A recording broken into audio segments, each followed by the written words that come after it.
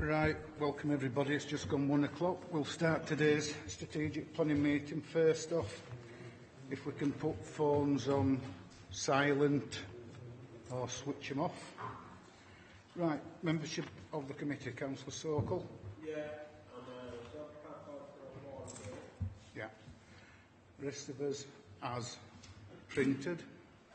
Minutes of the previous meeting. Can we agree those as a true record? We need an amendment.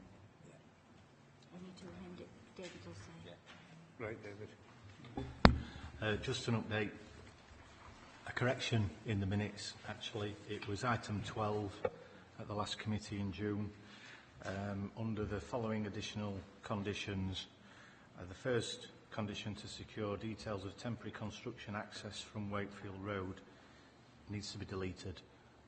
We did actually require the applicant to submit further details so officers could consider it rather than dealing with it as a condition. That's all, Chair. Thank you. Item 3, interest. I'll start off with Councillor Sokol.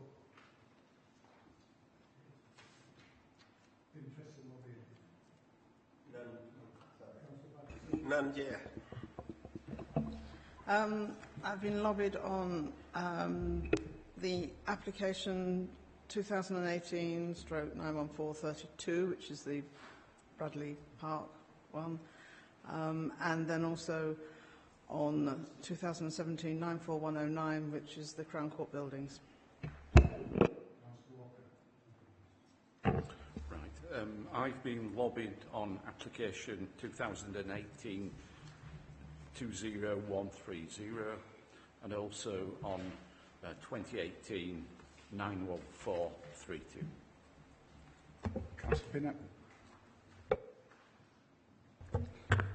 Thank you, Chair. Yes, agenda item 16, which is the Bradley Park item by numerous people, noted, and item 17, the Queensgate application by somebody from the Ministry of Justice, whose name I'm afraid I've forgotten, but noted again. Councillor Firth.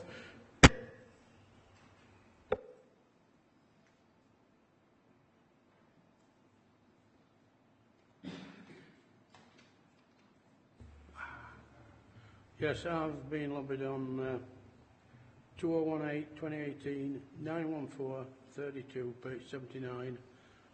Objection, objector, action taken or given, none given. Thank you.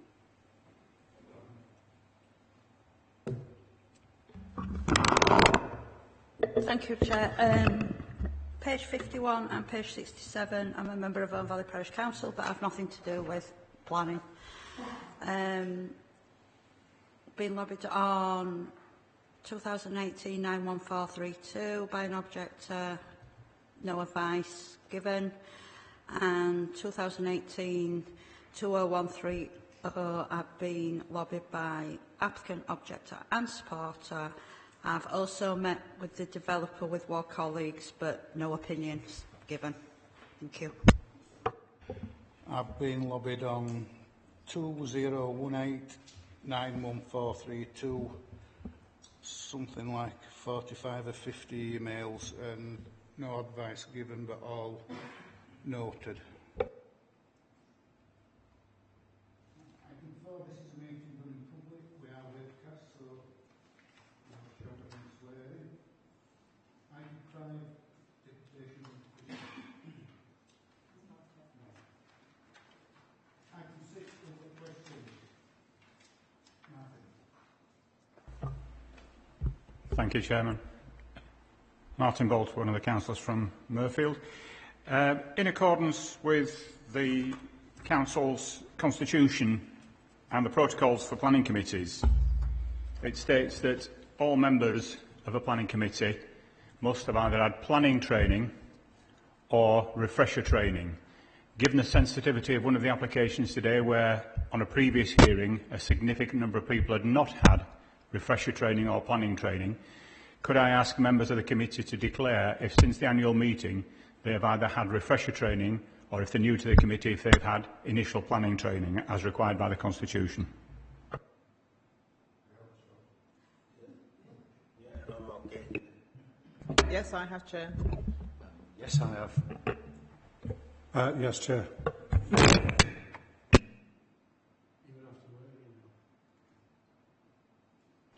Yes, I have. Yes, I have. Yes. Thank you.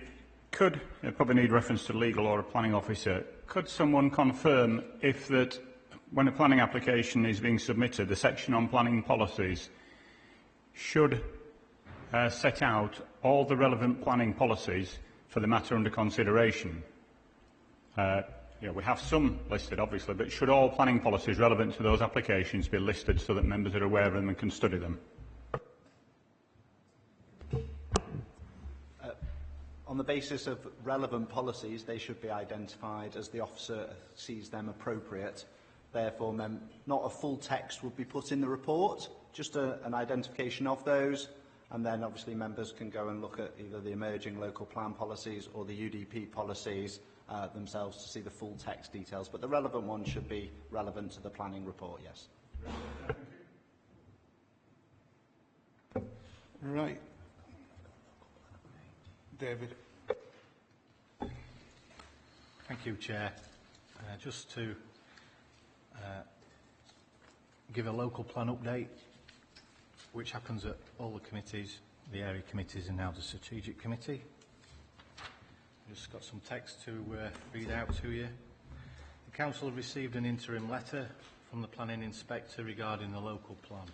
The letter is not the final report from the Inspector, which is due later this year, but it does mean that, subject to modifications, the local plan is capable of being found legally compliant and sound.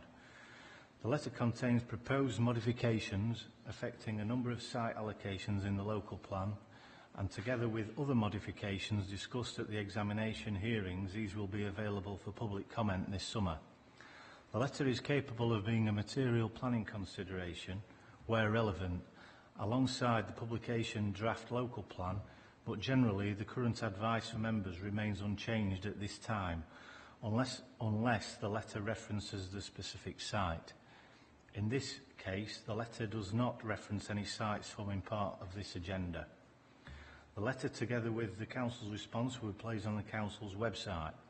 Once the modifications have been prepared and are being consulted on, they will also be capable of being material planning considerations, and further advice will be made available to members of the committee at that time. Thanks, Chair. Right. Item 7 this morning, site visits took place at Linthwaite, item 8, Bradley, item 9, Slipper Lane, Murfield, and also item 10, this was Slipper Lane, Murfield. I'll now move on to page 13, first application, which is Crossland Road, Oaks, Huddersfield. Put the plan up first, please.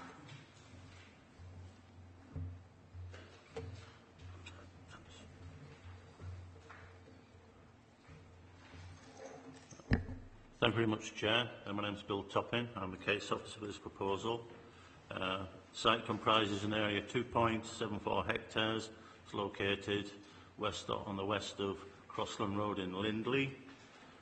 It's two fields at the moment. To the south is a existing playing field with a large area of trees there. To the south is Hillgrove, back gardens of Hillgrove. On the opposite side of Crossland Road, existing dwellings.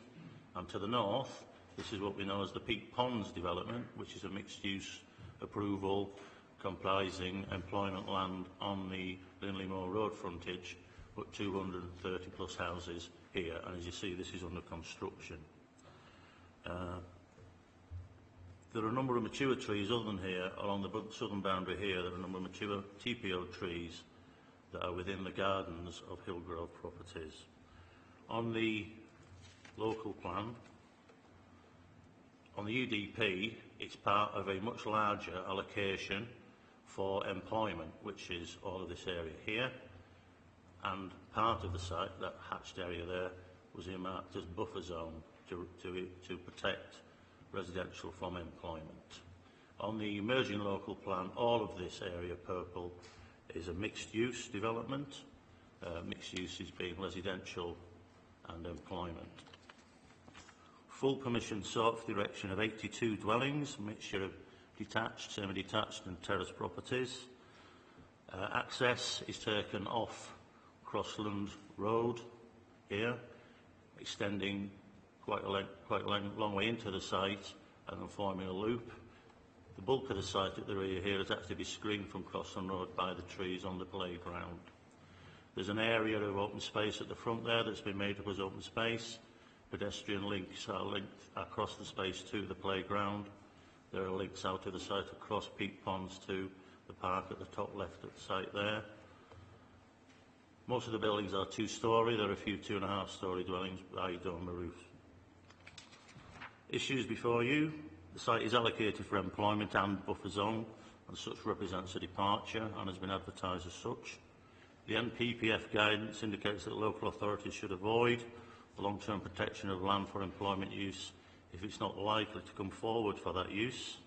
On this particular site, if given what's been allowed on Peak Ponds, which is residential here, given the residential here, if an employment scheme were to come forward, there'd be a need for 2 buffer zones, one at this point and one at this point, to separate the residential from the employment, which would leave next to no land available for development at all. As such, we accept it's not likely that this scheme will come forward to deliver development, and in light of what has been allowed on Peak Ponds, the residential there is probably not suitable to look for employment use on that land either. As such, an alternative use can be sought. Residential is the alternative. This is in a sustainable location. There is residential development nearby, and given that we're in a position where we're still unable to demonstrate a 5-year housing supply in terms of deliverable sites, the presumption in the NPPF is that the sustainable housing sites are acceptable. Set against our policies, given the scale of the development, the numbers involved, set against our policies, affordable housing, provision of open space, education contribution, all of those are relevant. The applicant is providing policy compliant contributions in this respect, i.e. 20%, affordable housing, that's 16 units. Open space provision, there's on-site provision which will be provided and maintained together with an off-site contribution which will go to a park which is literally 2 minutes walk away to the northwest there. The education contribution also, £167,000, is to be provided in full.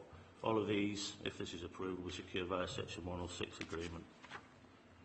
Scheme delivers 82 dwellings at a density of just under 30 per hectare. That's a efficient use of the land and a comparable density to surrounding areas.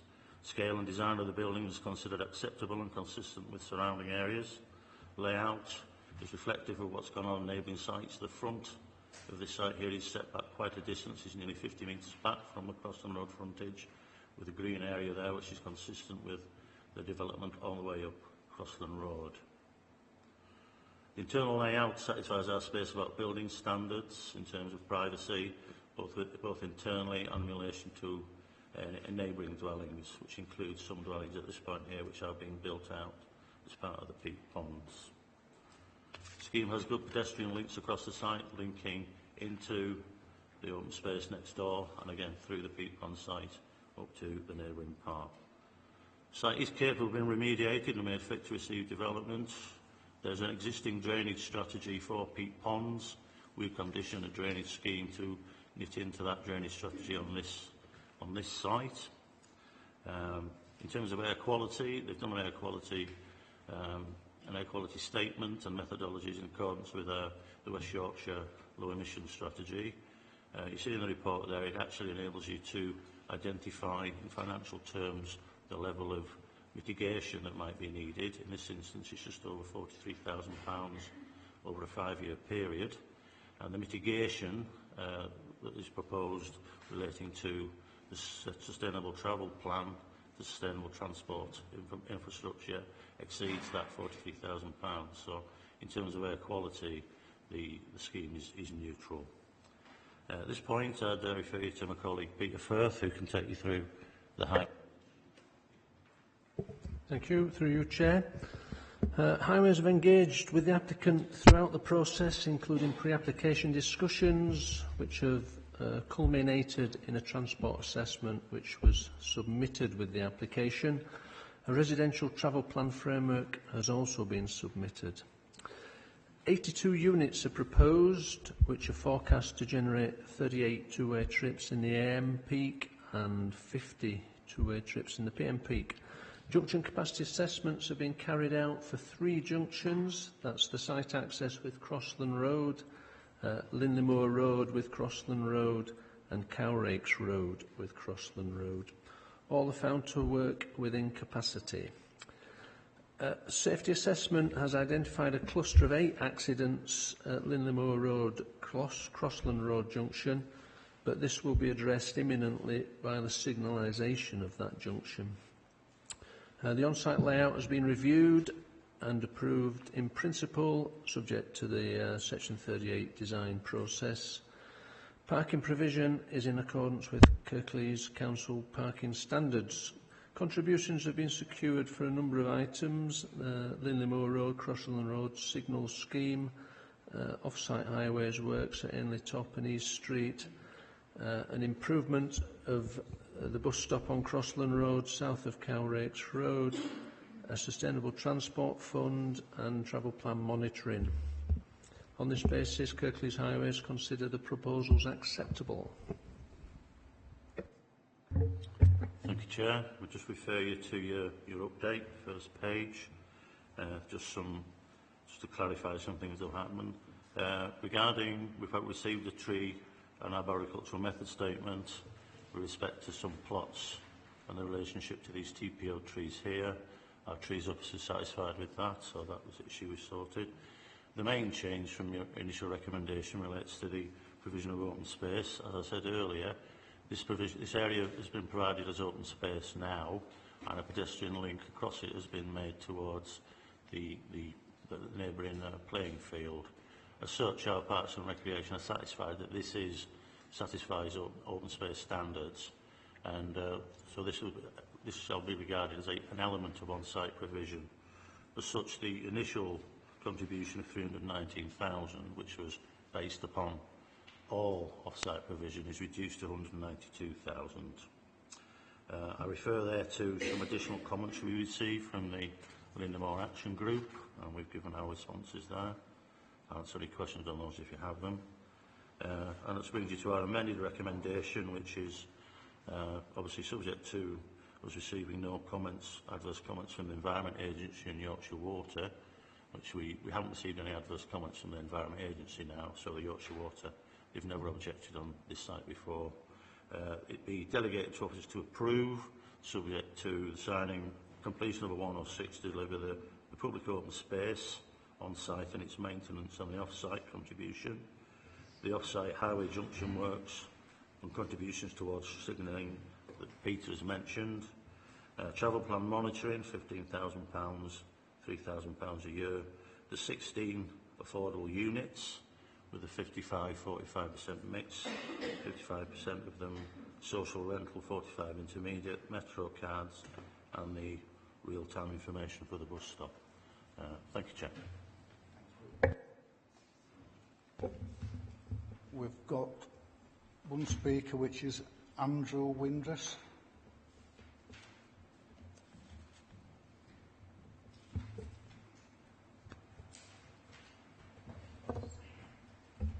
That's 3 minutes, Andrew. Sure. Thank you, Chair. I will be extremely brief. I think there's a very comprehensive report in front of you, and the presentation, I think, summarises everything on all the material planning considerations. So I just want to stress a willingness to progress with drafting and signing the Section 106 agreement with the various clauses that you've heard. I'm simply happy to answer any questions, and that's it, Chair. Thank you.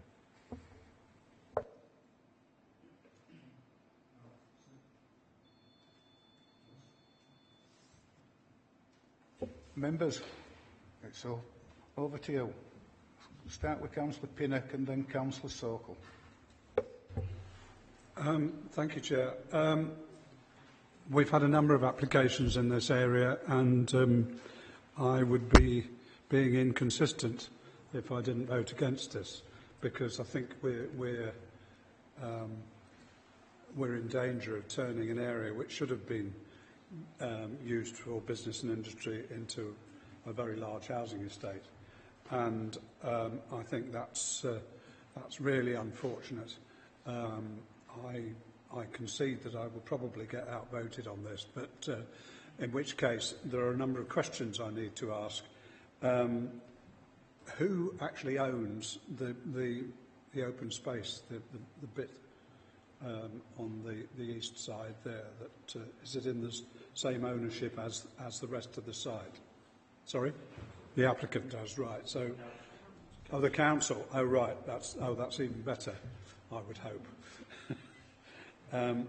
So there will be in perpetuity an agreement as to what it should be used for, and kept that way in perpetuity. Yes, I assume that's. Sorry. Well, yeah. So obviously this is already there, and obviously that's maintained by the council now. This is obviously next to it and be used contiguous to it. The Section 106 will ensure its maintenance and its use for the lifetime of the development. Yes. Right. Thank you. I have another point to make, and it's a. I approve of the MetroCard scheme, but one of the big frustrations that all of us, I think, experience is that there is a complete mismatch between wishing the better use of public transport and being able to do anything about it. Yes, there is a bus service that goes along Crossland Road, but could it be better? Could it be more frequent? Almost certainly.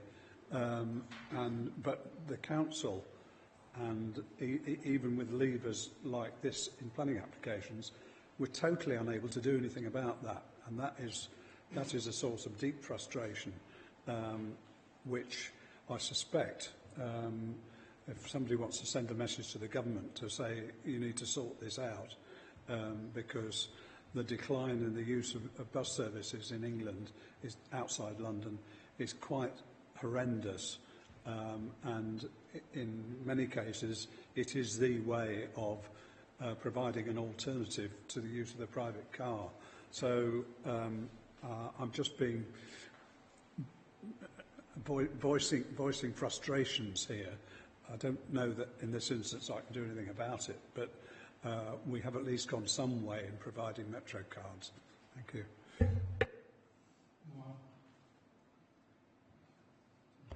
Yes, Chair.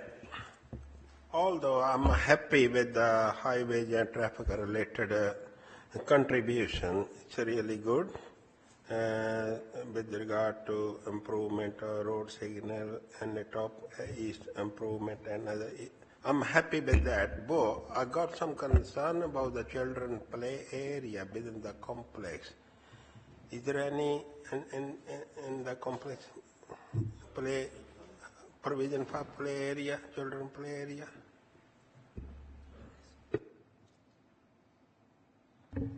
Sorry.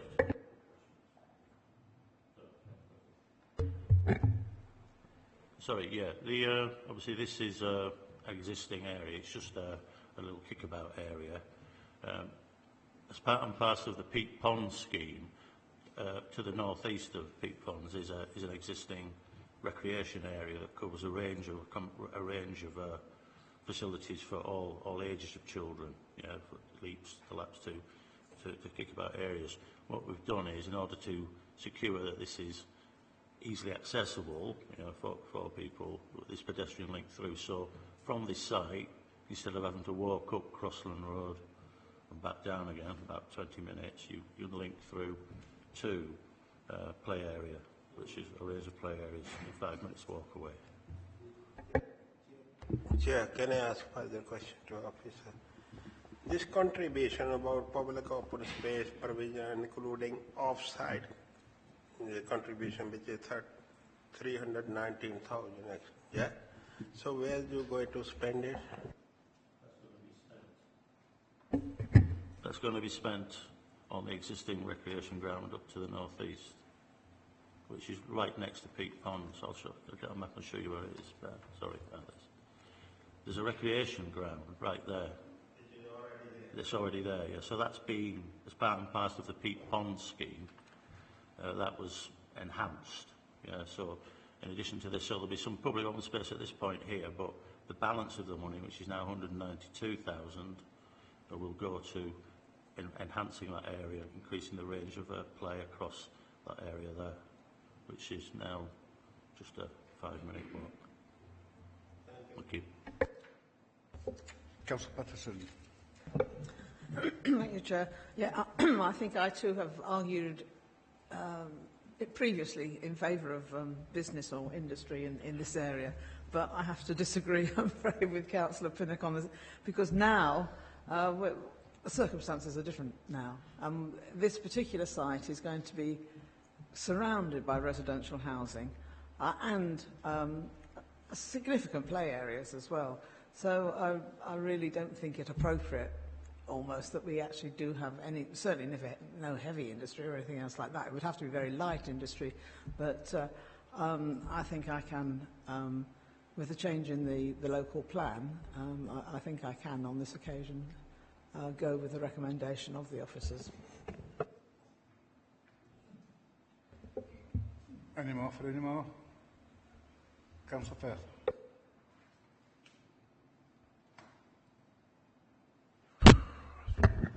Thank you, Chair. Well, looking at this plan and seeing it as it is, as it looks, it would be, if it gets built.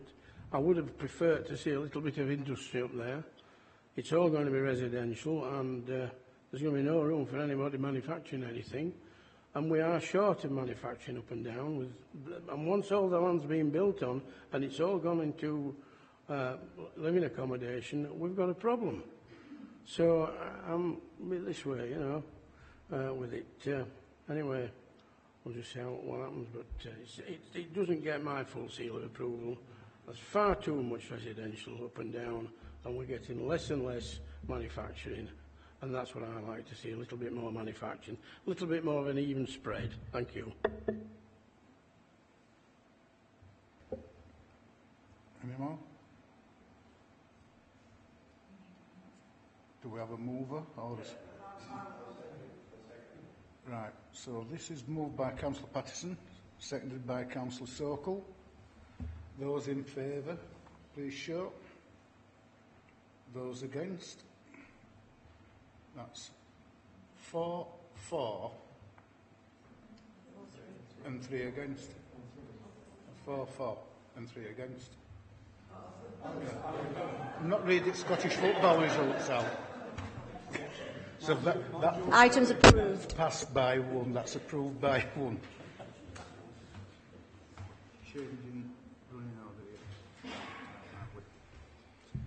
13 to 12 and 12 to 13. That's right. Right. We're having to swap item 12 for 13, do 13 before 12 because of process, so that it follows.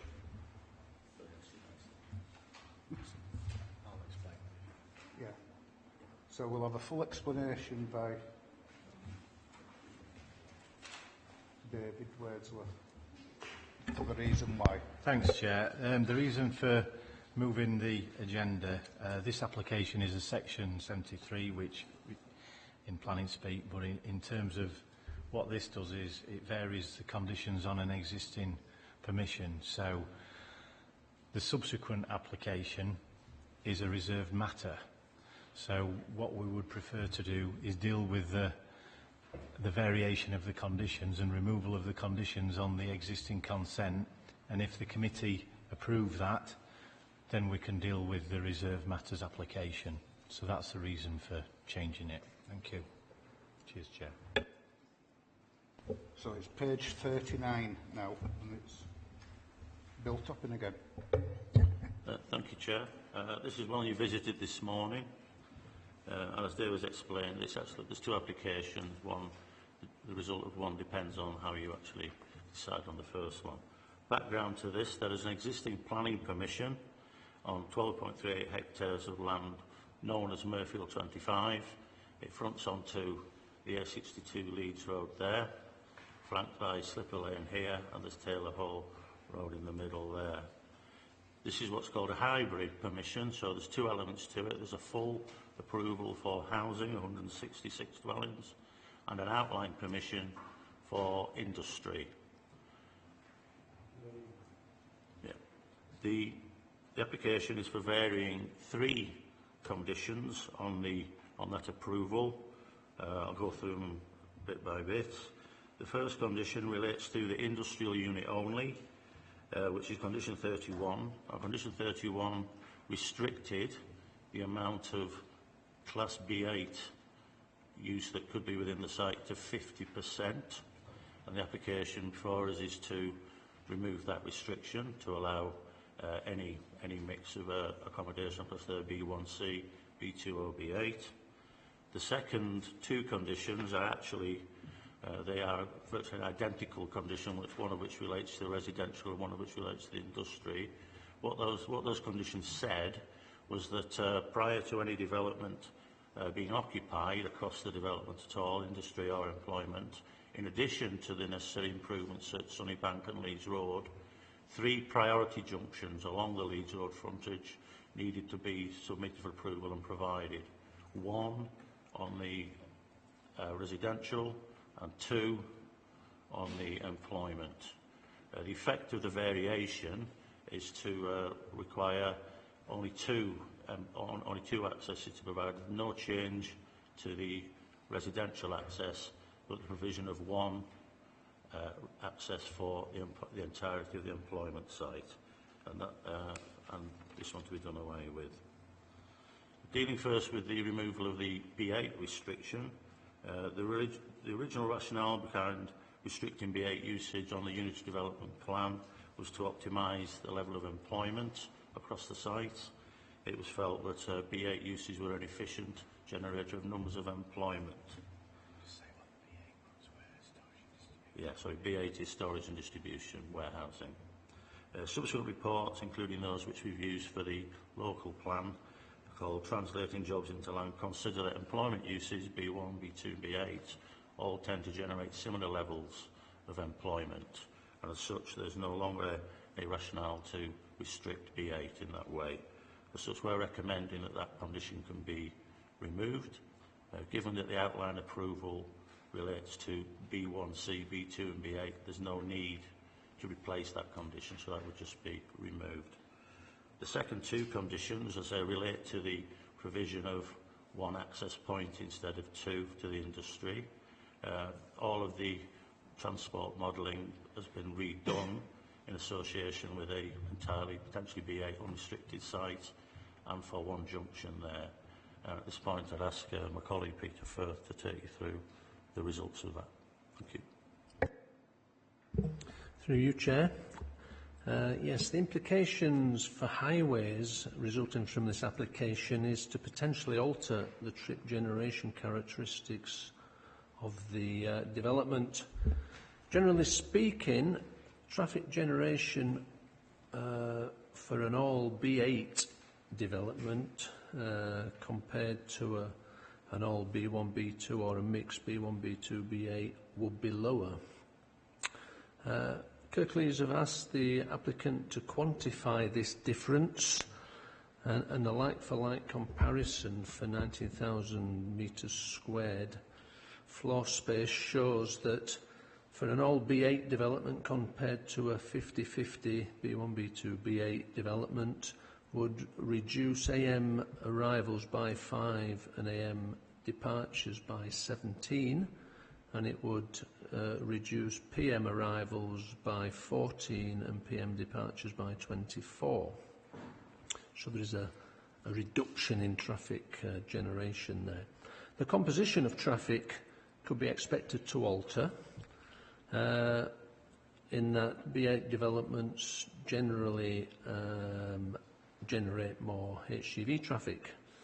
So again, the applicant has been asked to quantify that. And that shows an addition of 2 HGVs in the AM peak inbound and an addition of 3 HGVs in the AM peak outbound. No change in the PM peak inbound and an additional 2 HGVs in the PM outbound. So on that basis, Kirklees Highways have no objections to the proposal.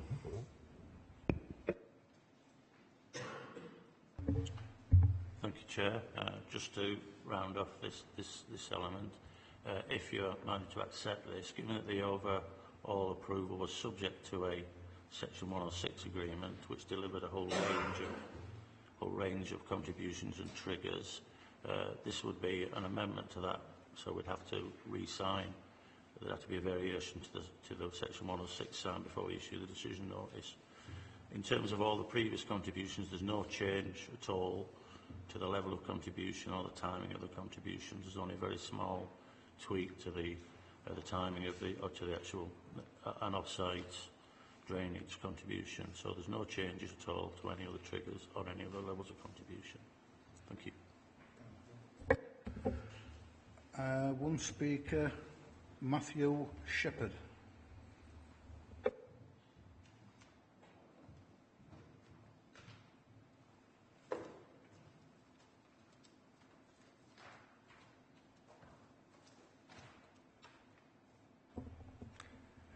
Thank you, Chair, Councillors. Thanks for the opportunity to speak this afternoon. I'm sure you'll appreciate this is a long-standing UDP allocation. It's been expected to be part of your employment land supply since 1999, so it's almost 20 years ago.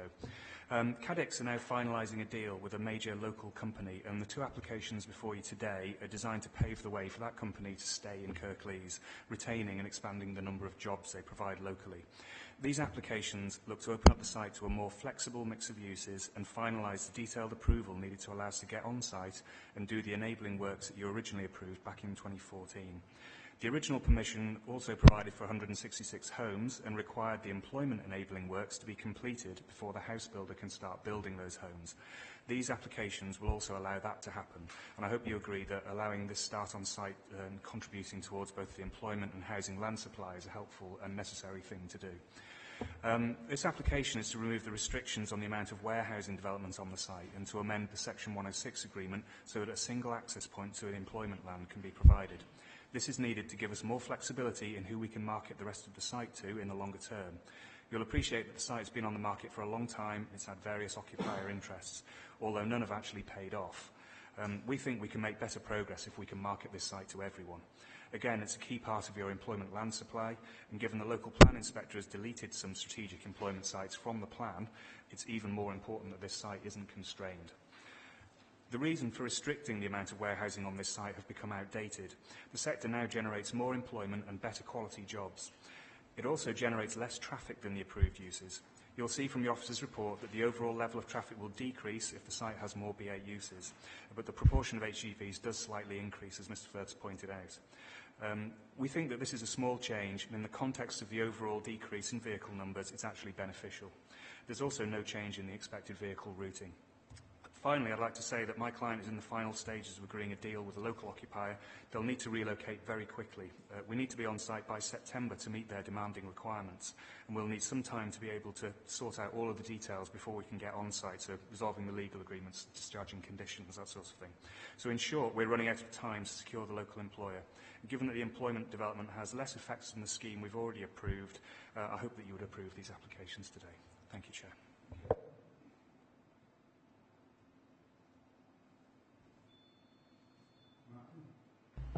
Thank you, Chair. Martin Bolt, one of the councillors from Murfield. And for the sake of probity and openness, and having discussed with legal, I live in Murfield, some proximity to this, which legal officers have told me does not preclude me from speaking because I'm not a decision maker. But for the benefit of anybody, that's there for openness. Looking at the plans that are submitted, in particular this amendment to the road layout, where did the site bus go today? The site is designated as Slipper Lane. Could you just say, is that where you went to, Chair? Because the plan in front of you, unless you stayed somewhere near Taylor Hall Lane, the plan which we've got, the preliminary access junction details, doesn't show the impact of this proposed single junction on the house which is immediately opposite it. Vaguely you can see the houses at the corner of Taylor Hall Lane and Leeds Road. If anybody could bring that plan up on screen, because what you've got there is not clear enough.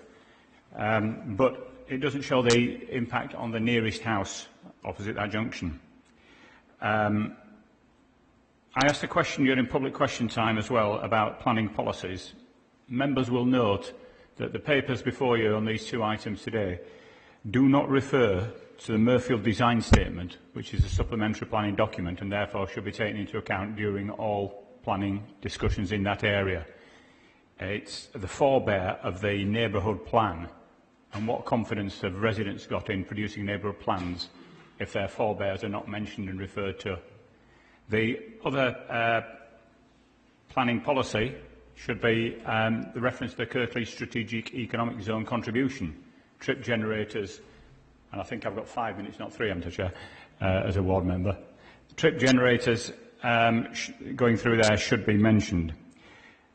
I am pleased to hear Councillor Firth and Councillor Pinnock's comments on the previous item about the shortage and erosion of manufacturing, but also I have concerns with what the developer says.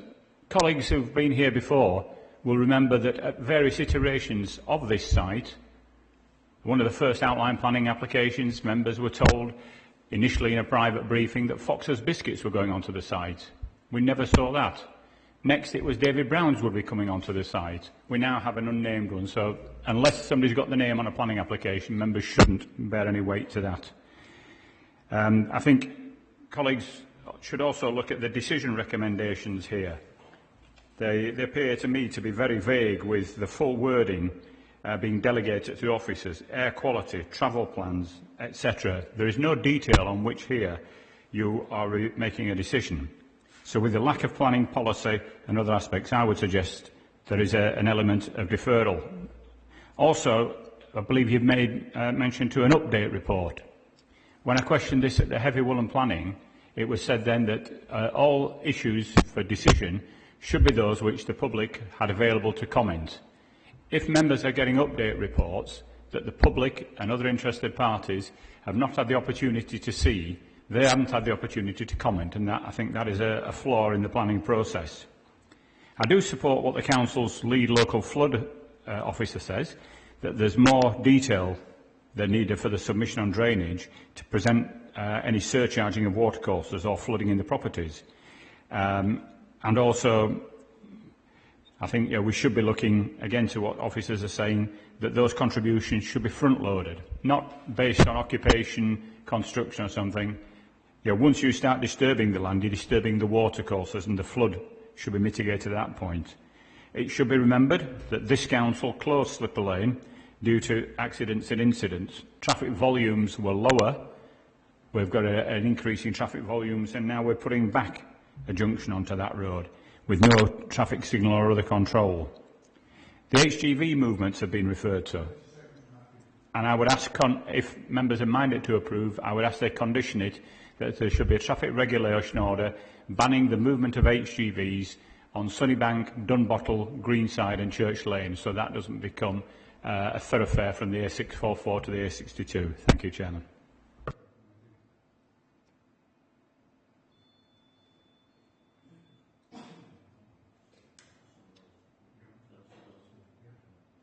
Sorry, just for clarity, the very first question. Members, we stopped here. Yeah, right opposite the house, I think you mentioned, so this is where we stopped.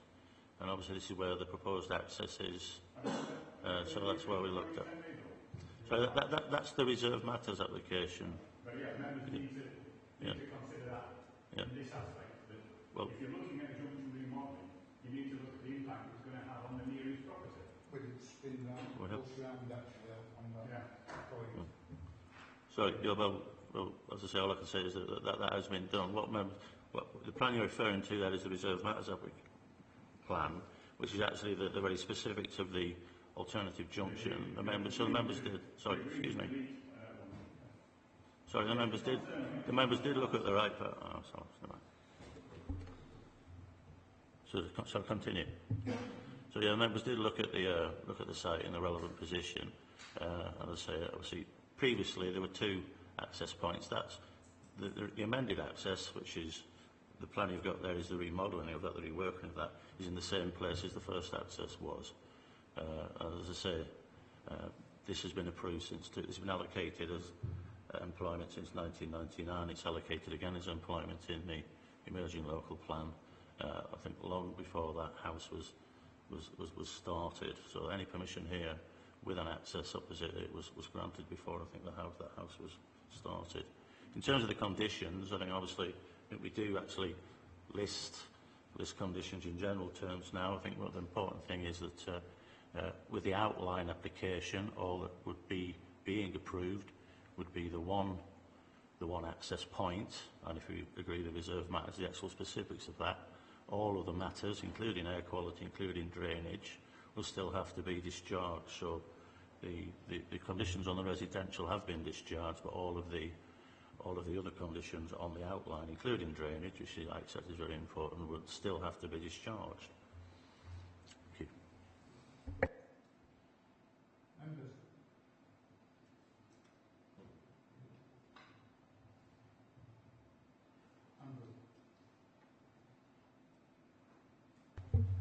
Thank you, Chair. This seems to me this is a very narrow application. It relates to the change of some of the conditions on the application. I'm not sure that some of what's been said is actually relevant to this application as opposed to the other one. The only thing I will say is that in relation to Slipper Lane, one of the problems with Slipper Lane was traffic going right across Leeds Road, whereas this certainly wouldn't allow people to do that. It's only from one side. I'm quite happy to move approval of this in line with the officer's recommendation.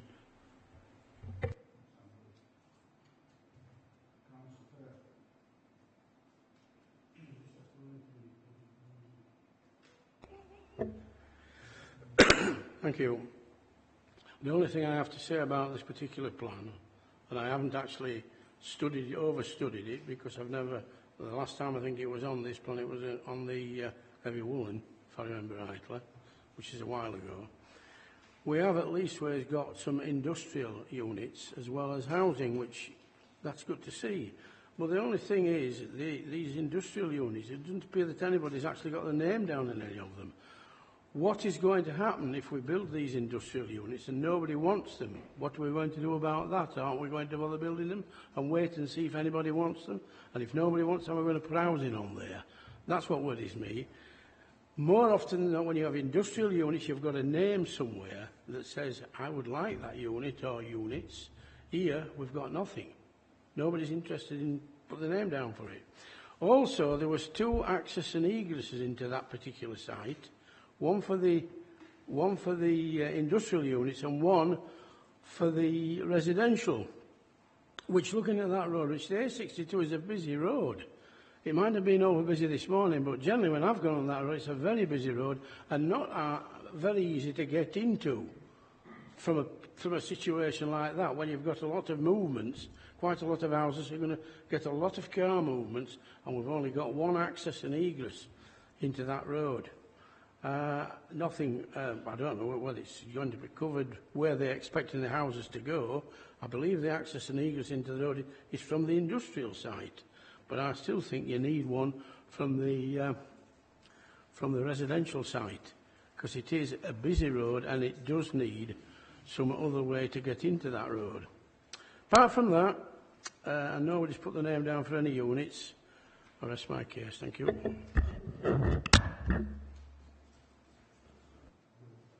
Sorry, just to clarify on the access, obviously the existing access to the residential is retained unaltered. I accept that. There's no other access, and we specifically tried to separate the employment from the industry, so there's only one main access into the body of the residential. There's no secondary access. So this would be Taylor Hill Road, and if there's any other way to get in. Thank you.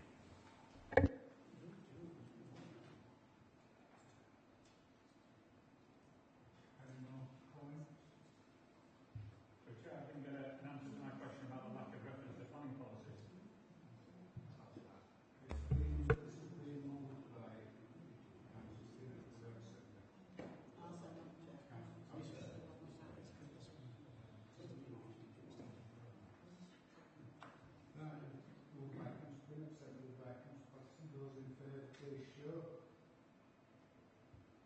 Those against? 5 for, 1 against. 1 abstention. It's approved. Now we go back to agenda item 12, which is at, I believe, page 31. Yeah, right. Thank you, Chair. Now that you've agreed the variation of the conditions on page 30 and 23 for one access point, this is the actual specifics, the drawn-up plan and visibility, crossing points, etc. for that. So this is the reserve matters application for that one access you've just agreed to. And obviously this has been amended and updated in accordance with our highways requirements, and our 278 people are satisfied with it, so we would recommend that this reserve matter be accepted. Two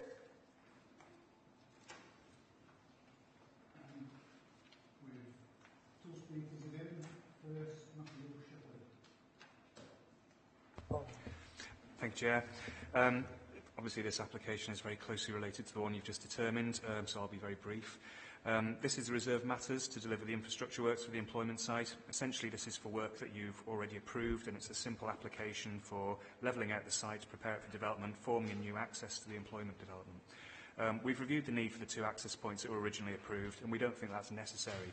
The 2 junctions close together unnecessarily complicates the vehicle movements on that stretch of Leeds Road and adds to costs without bringing any real benefit for us.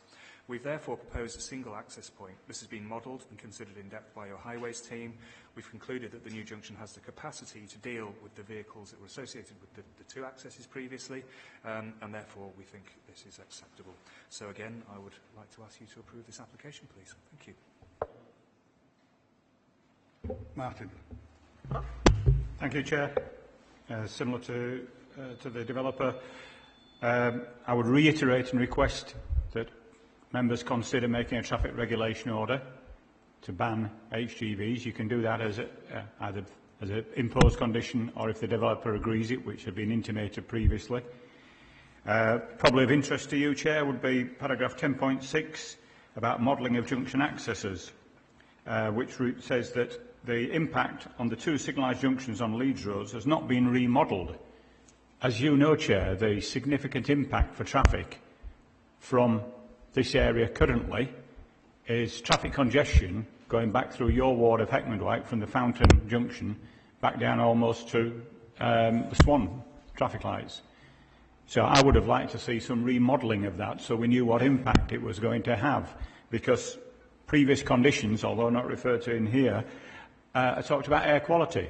We know the dangers of air quality on slow-moving traffic, so when you're stuck for 15, 20, 30 minutes on the A62 on the Heckmondwike side of that boundary, it's got a significant impact. You know, this council spent £50,000 on modelling air quality on Leeds Road in the middle of Huddersfield, but not on Leeds Road at Heckmondwike. So therefore, if minded to approve, I would again request that somebody move an additional TRO be conditioned and that junction be remodelled so that we could see the impact. Thank you, Chair.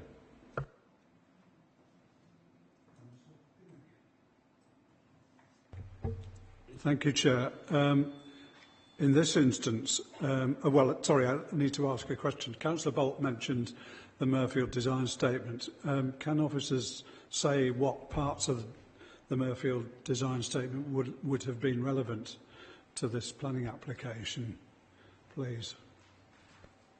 I think the first point to reference is it's not a supplementary planning document. It's a locally produced design guidance document.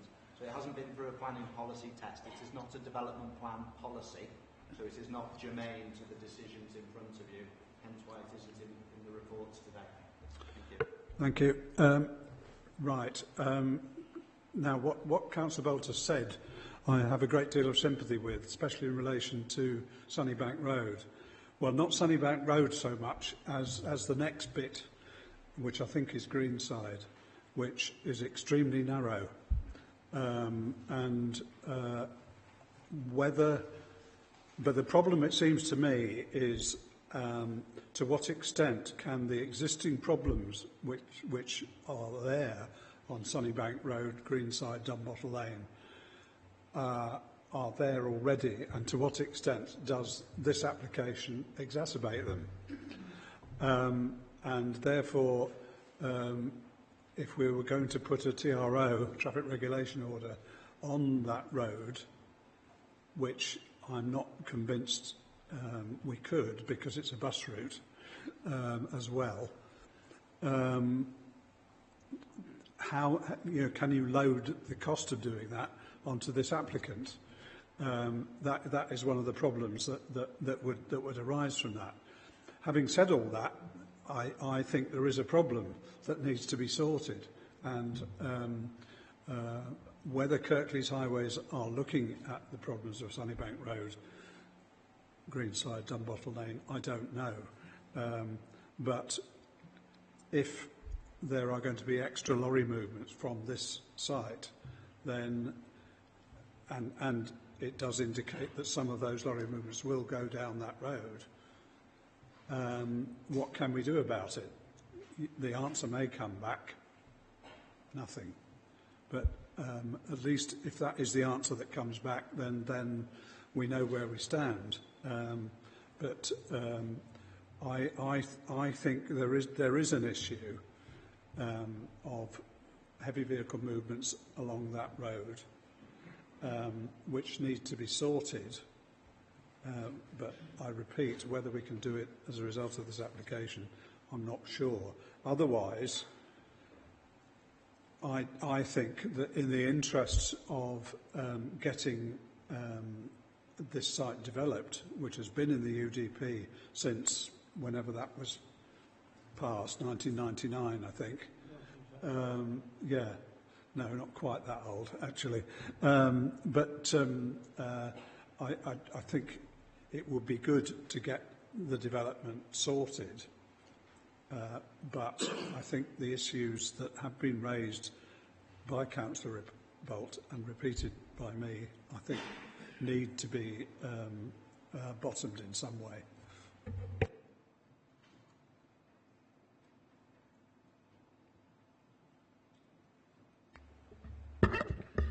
Thank you, Chair. Listening to what Andrew's had to say, I have to agree with both Andrew and with some of the words that came out of from Martin. There's got to be some conditions put on somewhere for the heavy movement of goods vehicles when this site, if it ever gets built on, starts to get built. You've got to have conditions, because if you don't, you get a problem. You know the problems we've had in the Home Valley with not having proper conditions put on things. Wagons go just where they want to go, and unless they're told where to go, you've got a big problem. And you're going to have a lot of movement on this site, specifically looking at all these units that are going to be built. So you need to get conditions as to where those heavy vehicles are going to be moved or where they're going to go without interrupting and upsetting local people. That's the main thing. I'm sure our planning authority know the problems we've had. Well, I'm sure you do. Upsetting local people. We need a travel plan. We had a travel plan we want, but nobody took any notice of it because nobody enforced it enough. If you're going to get a travel plan, we put the travel plan down and we get an enforcement on that travel plan, then I think I can agree with what you want to do if we get a proper travel plan and people know where the heavy goods vehicles are going, on, etc., etc. That's the main thing. Thank you. Through you, Chair. Yes, I think the pertinent issue here is not opening up the debate about the principle of development. That's sorted. What we're talking about here is the difference between the consent scheme and what the condition, the variation of the condition allows. Now that, as I set out in the last application, shows an increase of 5 HGVs from the site in the AM peak and an addition of 2 HGVs from the site in the PM peak. Now, not all of those will go down Sunnybank Road. It's probably fair to say perhaps 1 or 2 will go down there in the AM peak. I wouldn't have thought there's any impact on Sunnybank Road in the PM peak. So that's the scale of the impact of this application in terms of HGVs on Sunnybank Road. How can we control them? I think thinking back to Murfield 25, I don't know when that was, 210, 29, something like that. There was a big debate at that time on banning HGVs on Sunnybank Road, Greenside, etc. And it was concluded that it was impractical to do that, otherwise it would have been done. I mean, there are other ways of looking at that, some routing agreement that we can establish with the applicant. That is difficult to enforce, we must say, but that would be more of an encouragement, if you like, than a wholesale ban of HGVs on Sunnybank Road. Yeah, it is a difficult issue.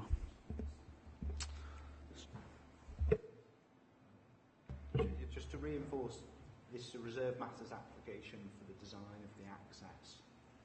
That's what you're being asked to decide on now. Anything beyond that is outside of the scope of the reserve matters. So we do have to draw your attention to the detailed design of that junction, and that's what you're being asked to consider today, members. Thank you. Sorry, Chair. Just for a bit of reassurance, I suppose. This is a reserve matters application, so all you've been asked to is this reserve matters. What will be left will be an outline application with access only. All other conditions will roll through onto the outline, will need to be discharged.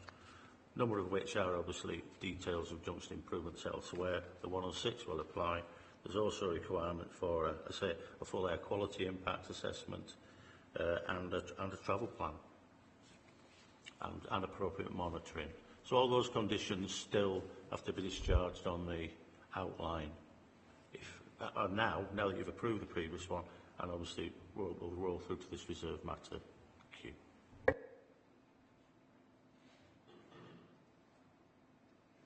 Surely, if we approve this reserve matter, we're putting the cart before the horse again, because we don't know where the travel plan. We're agreeing to something. We don't know whether we're going to get a travel plan. We don't know what's going to happen once they start building these units, because they're going to want to come in. If you're going to come in and out, then make sure then that they come in and out on the A62. Never mind about the rest of the roads. The A62 they've got to use. If you're going to do a travel plan, I can agree to doing a travel plan where they come in and out on the A62 and no other road. They use that.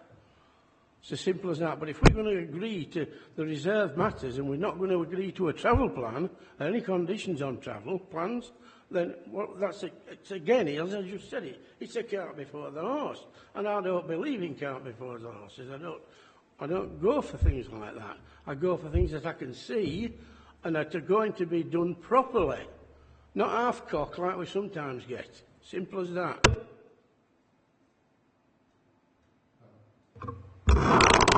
Right, so back to that junction then. So that's what you're saying we've got to look at, that one.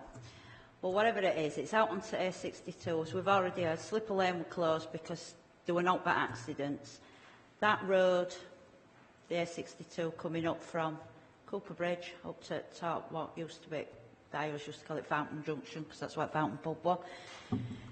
It's always accidents. I know I've been on it a lot, and I've got family that live at Murfield. So something's going to have to be, that junction is going to have to be, if it's going to be there, obviously, which it is, it's going to have to be somehow monitored, safe, I don't know, whether it be traffic lights or whatever. Something's going to have to be there, because if there's traffic pulling in and out of there constantly and it's big stuff, then, to be honest, however you look at it, it's an accident waiting to happen. So you're going to have to, I don't know what, but something. So that's my thoughts on that junction.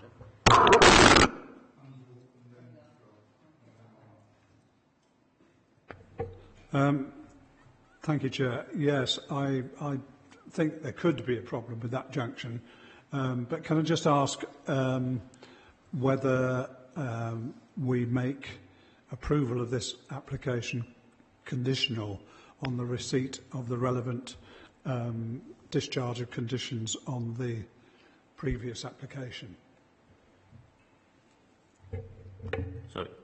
Sorry, yes, obviously. All you've been asked to approve here on this scheme is the details of the one junction that goes in and out onto the A62. There's no other junction going into the employment that you agreed on the previous scheme. All the other conditions on the outline still apply and have to be discharged, including siting, including reserve matters of the new buildings, the new employment that comes on there. I accept that you need to know what they are before you do a travel plan. All of those are still unaltered. Yeah. Also, there'll be, as a condition, a safety audit on this junction. Right. Given that the existing conditions will be enforced, I think looking at this, the plan for this single junction will simplify the situation on the road. And in my view, it will actually make it safer. And I think that is what we've got to focus on, really. And I think there are always going to be issues because it's such a busy road. But given the fact this is going to happen, given the fact that the conditions are there, I think this is a better option than the two junction option. Yes, Chair. We, the member, we are not expert on this travel plan or other issue, including my friend, Councillor Donner. But we got the professional people who are advising us, who are taking into account everything what we say. I hope the highway officer or planning officer will take into account what we, Councillor Donner and myself have said, take extra care on these travel, including the heavy vehicles. So I move the application to be approved. Yeah, thank you. I mean, just to reiterate that I think certainly one junction rather than the two is certainly far more satisfactory. And just to say also, I don't think that you can compare the traffic coming out of this junction with Slipper Lane. I mean, the reason that Slipper Lane was shut was because, A, it was not necessary to keep it open anyway because there were easy access other ways. But it was a very narrow road which was going straight across and people were just couldn't see when they got to the top of Slipper Lane and they were just trying to belt straight across. So it's not a comparable junction in any shape or form. This, of course, has got cutaways, so you'll be able to, there's far better visibility, and you can only go left or right. You can't go straight across. So I'm happy to approve or recommend or agree the officer's recommendations.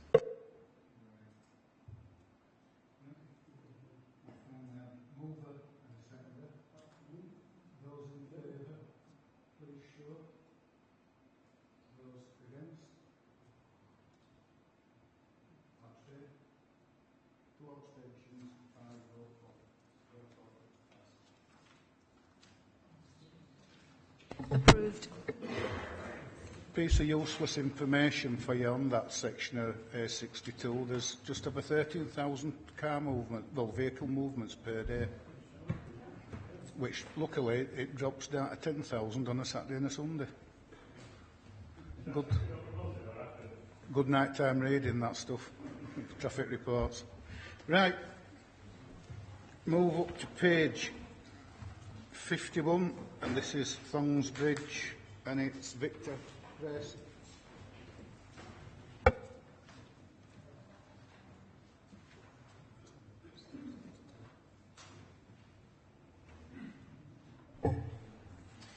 Thank you, Chair. Chair, with your agreement, I'd like to present information relevant to both this application, Agenda Item 14, and Agenda Item 15. The two applications relate to the same site and are connected. Would that be okay, Chair? Thank you. One is a Section 73 or variation of conditions application. The other is a minor application. Both have been brought to committee at the request of Councillor Patrick. Both applications relate to the Woodlands Mill site. Members will recall an application last year relating to this site considered by the committee in November 2017.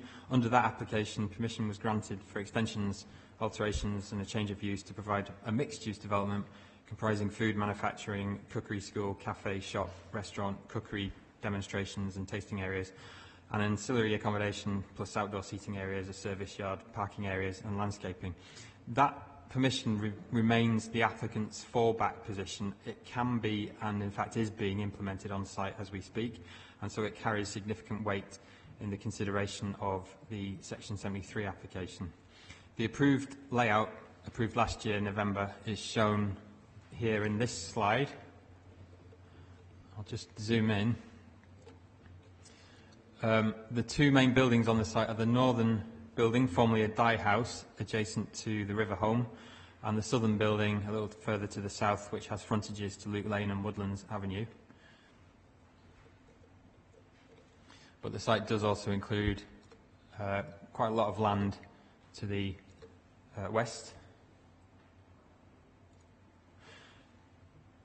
Greenbelt covers the entire site and adjacent land. The two buildings are almost at the centre of this image.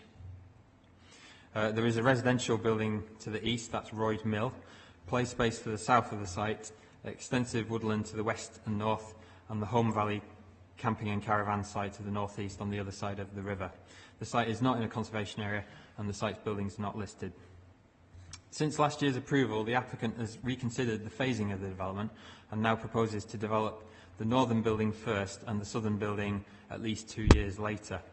As part of this, under the current Section 73 application, the applicant proposes to move the approved restaurant from the southern building to the northern building and change the makeup of uses in the northern building as set out in paragraph 3.5 of the committee report for item 14. Extensions are also proposed at the east and west ends of the northern building under the Section 73 application. These would add 26 square metres of floor space, and these two images show the approved and now proposed footprints, and just it is hard to spot the difference. So I've very crudely in this image highlighted in red, very crudely, where those extensions totaling 26 square metres would be at either end of the northern building. Connected to the moving of the restaurant, the applicant proposes to swap the approved opening hours of the northern and southern buildings and add 30 minutes in the morning, so it would open at 9:30 a.m. to the northern building. The latest hours of opening would remain at 22:30, 10:30. Delivery hours would not change. Paragraph 3.10 provides those times in detail and explains the reasons for them. Other changes proposed under the Section 73 application include the reconfiguration of the site's parking areas. However, the number of spaces would not change. The main parking area would move slightly away from the river. A turning space is also proposed to be moved. The open-sided portal frame building, which was previously proposed for retention, would be demolished under this application, and in fact it has already been demolished. Between the northern and southern buildings, where a turning and loading area and small bin store were proposed, a drop-and-go lay-by, a plant room and a larger bin store are proposed. You can see those just in the centre of that image on the screen. This is a floor plan as proposed of the site, and you'll see the various uses: cafe, restaurant, cookery school, kitchen, coffee and cafe area, toilets proposed in that building. These are the elevations. As the southern building elevations are not changing, then that part of the drawing can be disregarded. This is the southern elevation of the northern building.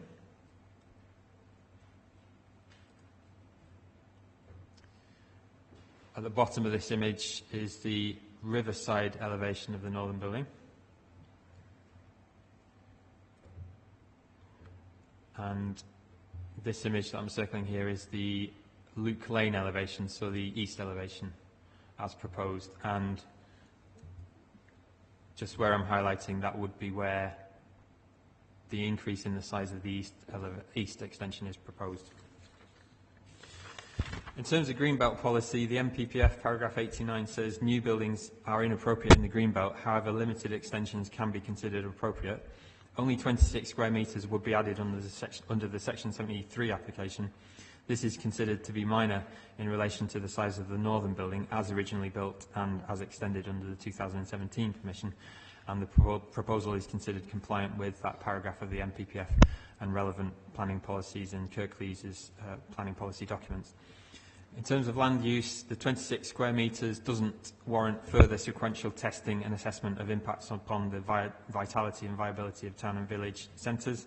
An adequate assessment of that issue was carried out under the previous application. In terms of design, the changes are considered minor. Acceptable materials, stone and slate, would be secured by condition. The parking areas and their reconfiguration raises no concerns. There would be no increase or loss of parking previously approved. Moving the main parking area away from the river slightly actually allows for more soft landscaping to be provided along the riverbank. The previously proposed mitigation tree planting is now proposed in an equally acceptable location. In terms of neighbour amenity, this is considered acceptable. Moving the restaurant to the northern building, in fact, moves it away slightly from Royd Mill, the residential building opposite. The kitchen proposed in the enlarged east extension has attracted concerns of a resident who has commented on potential smells and noise from that kitchen. However, no windows are proposed in the extension of that extension facing Royd Mill, and the previously recommended conditions regarding hours, ventilation and plant are recommended again. In terms of highways impacts, 26 square metres would not materially intensify the use of the site over and above what was approved in 2017. This, and with there being no changes proposed to the parking areas, mean highways impacts are not expected to differ to those previously approved and accepted under the previous application, and the application has not attracted objections from the Highways Development Management team. It's recommended that conditions regarding drainage and ecological impacts be reapplied to address any potential concerns of the development. It is actually, in fact, recommended that all previous conditions of the 2017 permission be reapplied. This is normal for Section 73 applications. However, additional conditions are recommended, ensuring that 2 restaurants don't operate from the site at the same time, and a phasing schedule and plan is recommended to be secured to ensure that both buildings are converted within a reasonable time. If I may just jump to the minor application.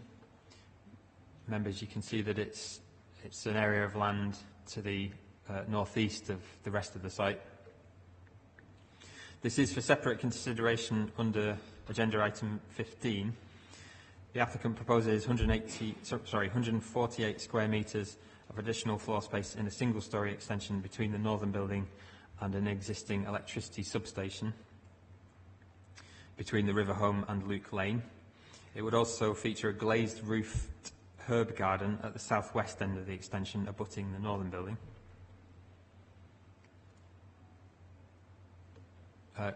I'm just circling here the proposed Luke Lane elevation. So members can see it would sit between the extended northern building and the existing electricity substation. The extension is considered acceptable in design terms. It would present a windowless elevation to the road. It would not significantly impact upon the road in design terms to a greater extent than the existing stone walls here. And apologies, members, I did say in the committee report for item 15, paragraph 2.2, that these walls had been demolished. They haven't. They were still there on Tuesday. There are no design reasons for creating or maintaining a break in buildings along this part of Luke Lane. Where the road turns, the character of the area, the immediate surrounding area, is of dense development, all in stone, and the proposed development, the proposed extension would reflect this. For the same reasons, and given the location of the extension between existing buildings, the extension is considered compliant with MPPF paragraph 89 and would not adversely affect the openness of the greenbelt. 148 square metres of ancillary floor space, accommodating storage and staff rooms mainly, is proposed, so no additional covers would be provided in the extension. Therefore, again, no further sequential testing is considered necessary in the context of what was previously assessed and approved. In terms of highways impacts, again, there is no intensification predicted or anticipated as a result of this application. The extension would not result in more vehicle movements or different impacts when compared with the approved scheme. In terms of amenity, given that no windows to the road are proposed, and also given the height of the extension, its distance from Royd Mill and the proposed uses, no adverse impacts are expected. Now, although I said the applications are to be considered separately and separate decisions obviously need to be made on the two applications, cumulative impacts can be considered. And just to help members, sorry, I'll just show this image of what the site looked like on Tuesday. You can see that an extension is being built at the east end of the northern building. Just to help members understand the floor space totals of the two applications, this table sets out what was approved, what's now proposed in addition under the Section 73 application, and then what's now proposed in total. So if both applications are approved, the total floor space on site would increase from 949 square metres to 1,123 square metres. If all conclusions and recommendations made in relation to the individual applications also apply to the cumulative impacts when all current proposals are considered together, I should mention that the proposals under both applications do not represent a reversion to a previously rejected amount of development or massing. Members might recall that under the previous application, officers negotiated with the applicants to remove quite substantial extensions between the two buildings. They were considered inappropriate. When the committee considered the application, those extensions weren't proposed. They are not now re-proposed under the current two applications. Objections have been received from 3 residents to both applications. These comments are addressed in reports, in the committee reports, but I should also mention that works have commenced on site and that activities on site have triggered complaints from residents, including regarding working hours and noise nuisance. Environmental health officers have visited the site, spoken to the site manager and issued a written warning letter to the builder. Concerns have also been raised regarding construction traffic, and I should point out that Condition 8 of the previous approval requires approval of arrangements for construction traffic. Acceptable details have already been submitted pursuant to this condition by the applicant, and it's recommended that the same condition be reapplied to the Section 73 application. Approval of both applications subject to conditions is recommended. Thank you, Chair. Got one speaker, Nick Willock.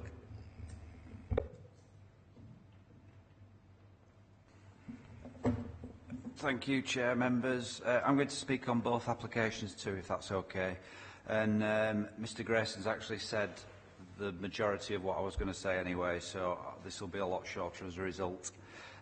Following the previous approval before the committee late last year, the applicants undertook a more detailed review of the facilities required for the business operation and the space required for each element. Furthermore, Phase 2 of the development, i.e. the southern building, is not likely to take place until at least 2 years after Phase 1 has been completed. And for example, more public toilets were considered to be required, greater cold room and storage facilities, staff facilities were considered to be inadequate. So it was only when they started actually thinking about the actual physical development and starting it that these things came to light. The two planning applications therefore seek to consolidate the proposed business into the northern building and extend it slightly. And as a result of this, the retail element will reduce in size and the cafe and restaurant will increase to facilitate a dual-use daytime coffee area and ancillary seating and bar area to the restaurant. Now, this facility was previously going to be in the southern building, so it's a case of just combining the two. And it will mean that overall, compared to the previous scheme, the cafe and restaurant area will actually be smaller now than previously approved. The applicant accepts that the plans for the future scheme on the other building to be left undeveloped for now will have to change and will therefore most likely need to be considered again as a planning application. So that will come before you again, I should imagine. And despite the changes to the plans, which, let's be fair, happens in many development projects, this is not a case of a planning permission sitting idly. The development is well underway with significant investment, and the applicant is fully committed to making this a great success for the Holme Valley and the wider Kirklees area. The plans have the full support of Welcome Yorkshire, and as previously mentioned, the project will create numerous jobs and have spin-off benefits for many local suppliers and businesses. The business is scheduled to open in October, all being well, and myself and the applicant are here to answer any questions. Thank you. Members.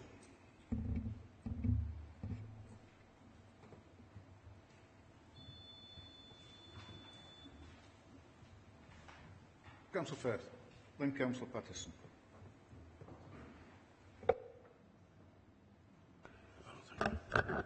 Thank you, Chair. I have no problem with what these people are wanting to do down there, don't get me wrong. I have no problem with that at all. But I have got a problem with the width of that road, Luke Lane, which carries 2 or 3, and maybe even more, double-decker 22-ton buses up and down there every day. It's a very bad left right-hand corner at the bottom, and the road is very, very narrow. I would like to see our highways do something with the road junction at the top into Scar End and try to make that safe. It's as Nigel's put down here, and I agree with him, there's more cars get trapped at the top of there by trying to take the corner into Luke Lane too sharp, and what actually happens, they lift the back end up and the wheels are off the ground and they're trapped. We need to look at that road junction there. Something needs doing with that road junction at the top. And some way of keeping the traffic slowed down, because at the end of the day, the road up Luke Lane into Woodlands is so narrow you cannot pass a bus and a car. That is a fact. It's so narrow. It all needs looking at. If you're going to make a one-way system there, it's a lot safer than just using it as it is. I think you need to have a good look at that. Because remember, there's a lot of people going to be going down there, a lot of cars and a lot of people, more than there is now. And it's bad now. Believe it or not, it is bad now because of the width of the road. And that is a shortcut, remember. Scar End and Luke Lane is a rat run whereby they bypass New Mill and they can get into Home First without going either through New Mill or whatever. There's more cars go down there on an evening than go on into New Mill. So that's really how busy that road is. We need to look at that. I agree. What you're wanting to do, I have nothing wrong with it. It's the road infrastructure that needs looking at. And we don't need to just pretend that we're going to, for lip service, say, well, we'll do something and do nothing. We do want something done with us down there, definitely. I would like somebody from Highways to go and have a look and do a traffic count at tea time. You'll find out how many vehicles go down there and try to come up there. They get trapped. There's some coming up, some going down. They can't go either way then. So please, will you look at that? Thank you. Thank you, Chair. I can remember when this came before, and it's a very exciting development, and I was pleased to see that it was passed. Slightly just concerned now that yes, I can see they've got into the detailed planning and things changed, few foot here, few foot there, or whatever. But I am just a bit, I'm sure they wouldn't want to leave the southern building, well, virtually derelict whilst they concentrate, forever that is, anyway, whilst they concentrated on the northern building. But is there anything we can do by way of a condition at all to ensure that works does start there within a time limit? Yes, in the conditions proposed for the Section 73 application, as well as repeating the previous ones applied to the previous permission, we've recommended a condition regarding the phasing of development. So, for a couple of reasons. One is to make sure that construction works are not prolonged over a very, very long period of time, which obviously would cause amenity impacts on residents, but also to make sure that the southern building is developed within a reasonable time frame, because my recollection, officers' recollection of members' discussion in November last year as far as we recall, members did attach weight to the fact that both buildings were going to be developed and brought back into use, and that was a positive that weighed in the balance of considerations and partly led to approval of the previous application. So I think there is grounds for applying that condition to require the southern building to be delivered within a reasonable time frame. Well, can I come? In that case, I don't know quite what a reasonable timescale is, but I would like to see that applied. Yes, Chair. I actually agree with my colleague, Councillor Donna first. I know that Luke Lane very well because when I was driving buses, I used to be very familiar. Donna is right. At the junction with the Scar Lane, Luke Lane is very terrible for the buses. It's not even buses, if a heavy vehicle go there. I stuck many times when I was driving buses and the company used to put some special high level buses there, yeah? So, but at the same time, I don't want to see losing any business. I want to bring this man into use, but Donald is right to ask the highway officer to look and if they can improve the Luke Lane. Okay, thank you. Yeah. Like Councillor Patterson, I think this is generally a very positive proposal, and I think it's good that potentially it's going to bring this building back into use fairly quickly. But I also share the concerns about what will happen with the southern building, and I would be interested to know what is actually meant by the condition that's there about sort of a reasonable time frame. What will that actually mean? Yeah, but otherwise I think I would approve this.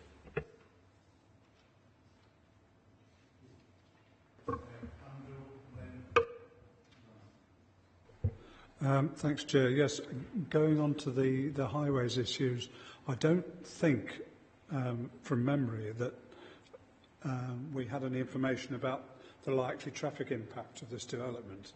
In other words, how many people were going to be attracted to the site, because that would then enable us to assess whether you could say you need to help pay for something to do with this junction onto the main road, which is awful, especially if you want to go straight across and up to Thurston Land. I know that sounds a bit mad, but some people do it. But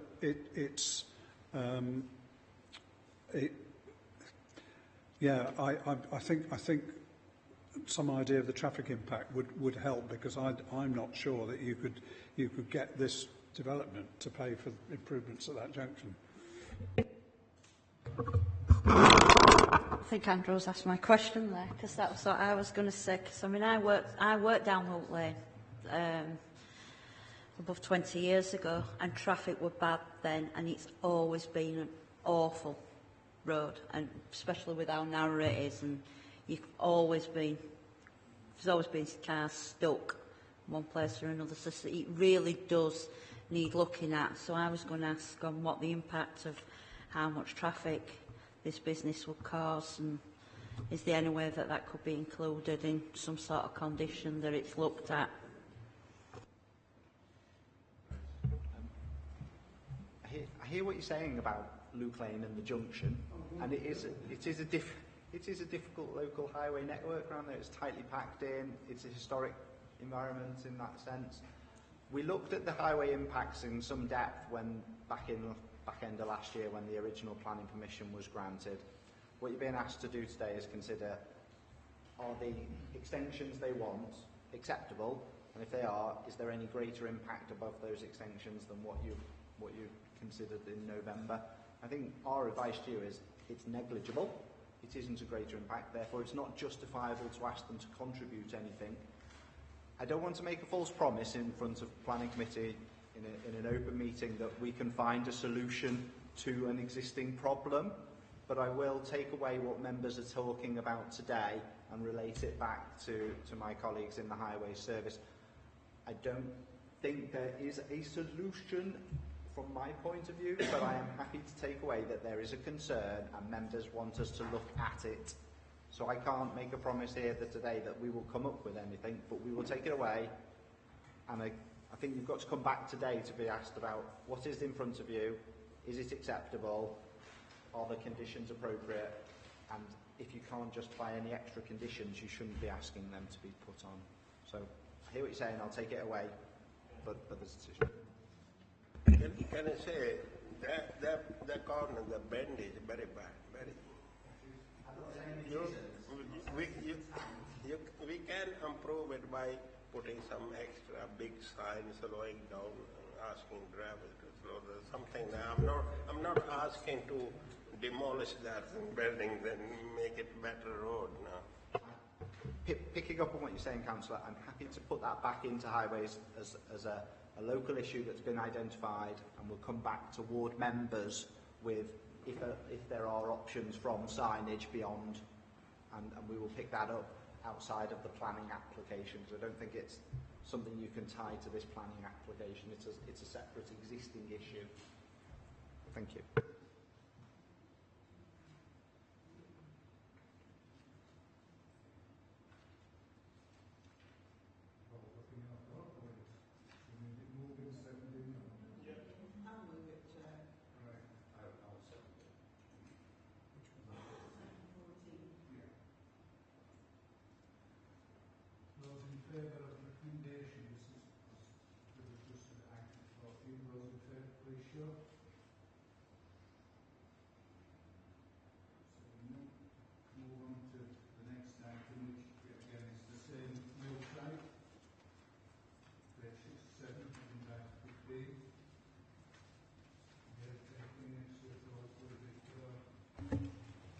No, thank you, Chair. That was all covered in the single presentation.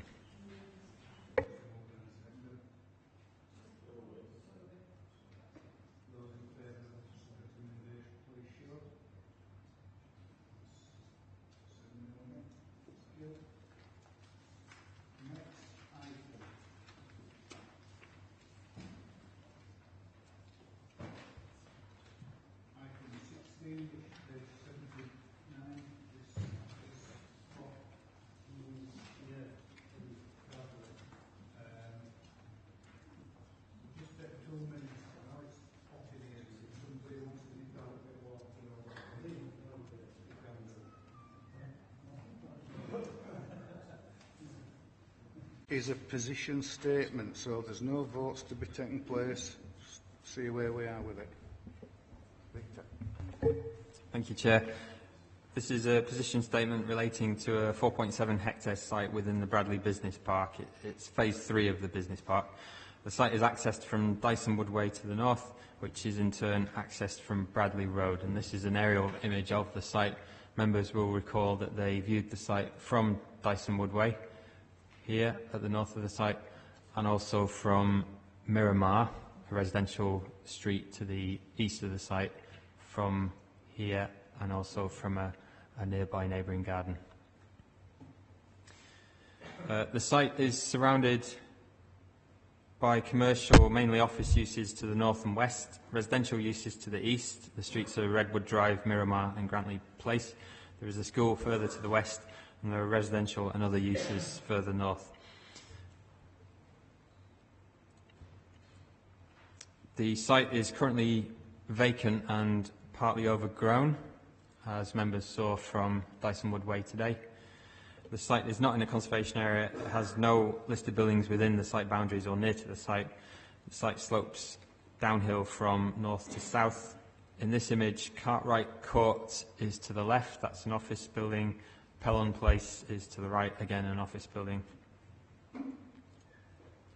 This is a view of the site from just off Old Lane. Old Lane is a track that's actually adopted public highway that runs along the west side of part of the site. The site is reasonably accessible, although public transport options in the area are limited. This is the junction of Dyson Woodway and Bradley Road, which is signalled. and has left and right turning filters.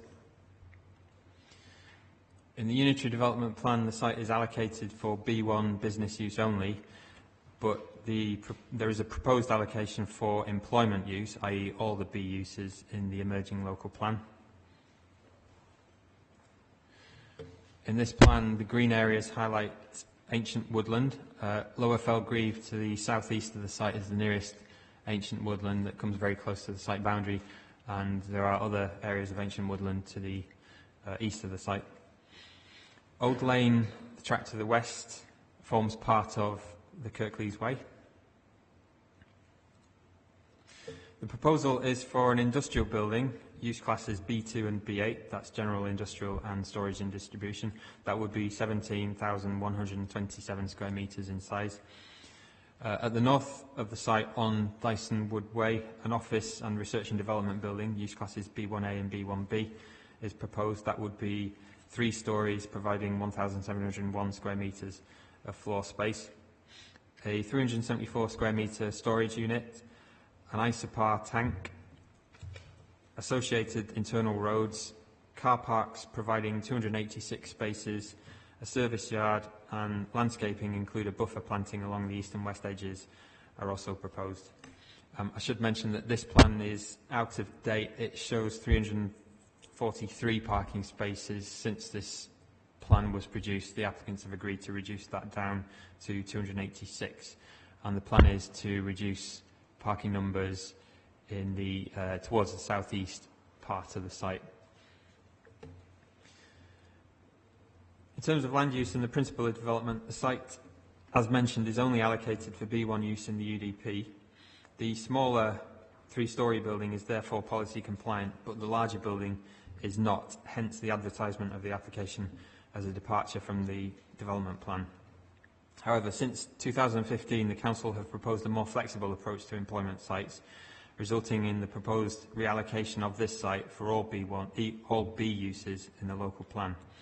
The local plan has passed through most stages of adoption, and the recent inspector's interim letter raised no objection to reallocation of this site. Therefore, significant weight can be attached to the proposed reallocation. This, however, does not mean that relevant considerations fall away. Highways, amenity and other impacts must, of course, still be considered.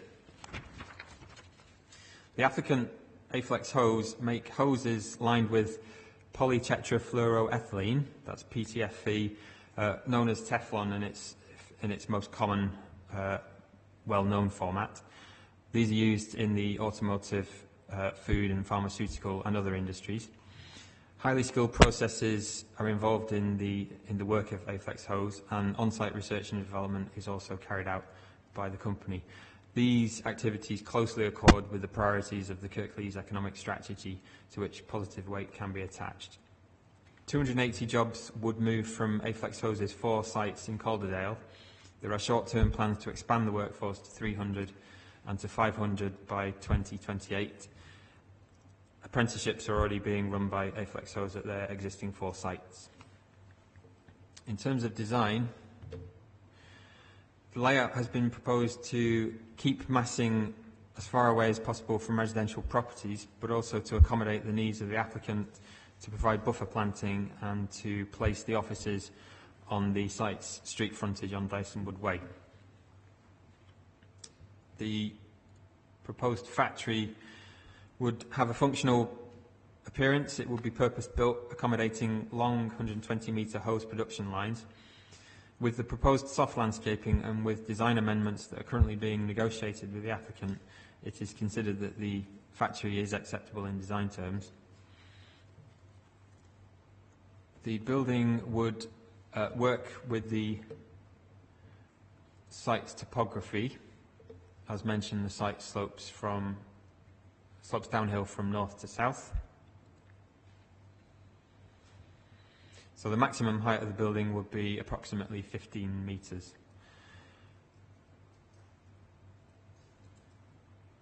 And these are long sections showing existing and proposed views, or sections rather, of the site. At the right-hand side, this is the 3-storey office and research and development building, and then the site slopes down. This is the proposed factory.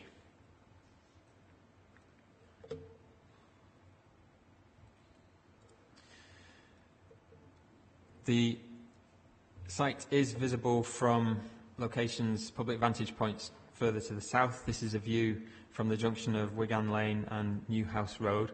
And if I zoom in, you can see the site there. This is the view from the junction of Wigan Lane and Tenter Hill Lane. And the site, if I zoom in, is there.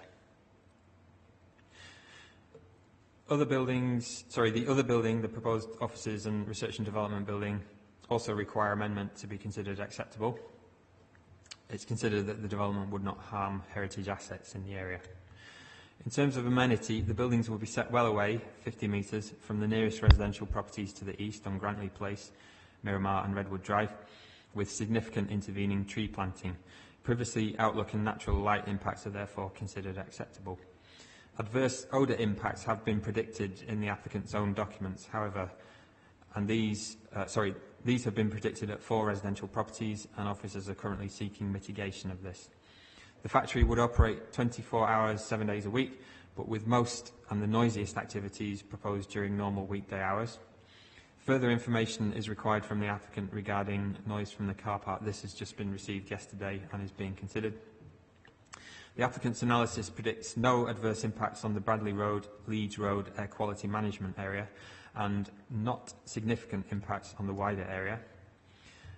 The environmental health officers of the council have commented. Their comments are included in the committee update. They have accepted the applicant's findings but require further detail of air quality mitigation measures.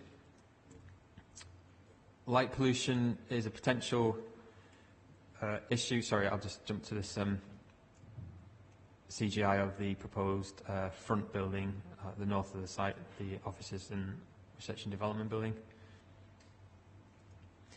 Light pollution is potentially an issue. It needs careful control given residential uses nearby and the sensitive ancient woodland. A condition on this matter has been recommended by environmental health officers. In terms of highways impacts, the applicant predicts 74 AM peak arrivals and 74 PM peak departures of their staff, although it has been pointed out that most staff begin work before 8 AM. A reduction of the 27 daily deliveries that currently visit Afflex Hoses' current sites is predicted. The applicant's analysis indicates that the 3 nearest road junctions would continue to function within their capacity. However, further sensitivity testing is to be carried out by the applicant based on the 500 employee expansion plans. An interim travel plan has been submitted. This encourages sustainable transport use. The applicant proposes a shuttle bus service from Brighouse and other locations that would transport 100 employees. As mentioned earlier, 343 car parking spaces were proposed. This has now been reduced to 286. In terms of ecology and trees, the applicant is yet to submit full ecological information. The adjacent ancient woodland requires and necessitates a 15-metre wide tree-planted buffer inside the application site. This has been requested from the applicants. Some losses of trees are proposed within the site, however this can be mitigated. This is considered with additional tree planting. In terms of flood risk, there have been no objections from the lead local flood authority or Yorkshire Water. However, further detail of drainage proposals is required. In terms of ground conditions, there are no objections regarding contaminated land. However, an objection has been raised by the Coal Authority as the factory will be partly built over a capped mine entrance, contrary to Coal Authority advice. The applicant has, in response, amended the coal mining risk assessment with further justification for the development, and a further response from the Coal Authority is awaited. Representations from interested residents and neighbouring occupants have been significant. The Council has received over 400 objections from over 290 properties and 1 letter of support. The main objections relate to land use. The B2 and B8 uses are considered inappropriate. Many residents were not aware of the proposed local plan reallocation. Amenity impacts have also been raised as a concern, as have congestion and highways impacts and ecological and tree impacts, including impacts on the nearby ancient woodland, and concerns have been raised regarding design and flood risk. Specific objections to chemicals or substances, including PTFE and isopar, that the applicant would use at the site have been raised. However, it is considered that adequate controls are provided under non-planning legislation. Planning obligations, which would be secured under a Section 106 agreement if the scheme is recommended for approval, are yet to be confirmed, but may include apprenticeships and local employment initiatives, highways improvements, travel plan implementation and tree planting. This is a position statement as mentioned, and members' comments are invited. Thank you. Got one person to speak on this. This is Councillor Uppal.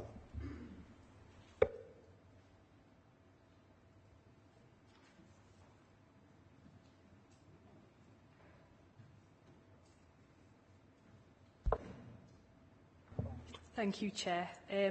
I really just came today to listen to the position statement, and also just wanted to ensure that residents' views were taken into account. Obviously, a lot of local residents have raised concerns about this matter, and as Victor said, I think there's about 400 representations, but I think there was also an online petition. I don't know if that's included in those numbers as well, Victor, so just wanted to raise that matter as well. We also went to a public site meeting with residents, and Victor's covered quite a lot of the concerns that residents have raised.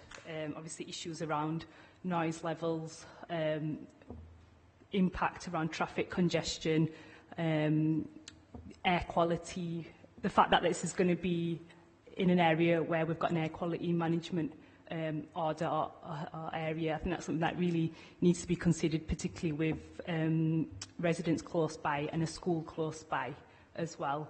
And just wanted to make a note about skills. I think there were some questions asked about skilled employment on the site, and in 10.11 of the report, I think that's page 92, there were some figures given around skills qualifications, but we have had an update since then, which gives slightly different figures. So I just think that needs to be taken into account as well. And I think that's it really. Victor's covered quite a bit in his section on residents, so I just wanted to make sure that's considered as well. Is that okay? Yeah, thank you.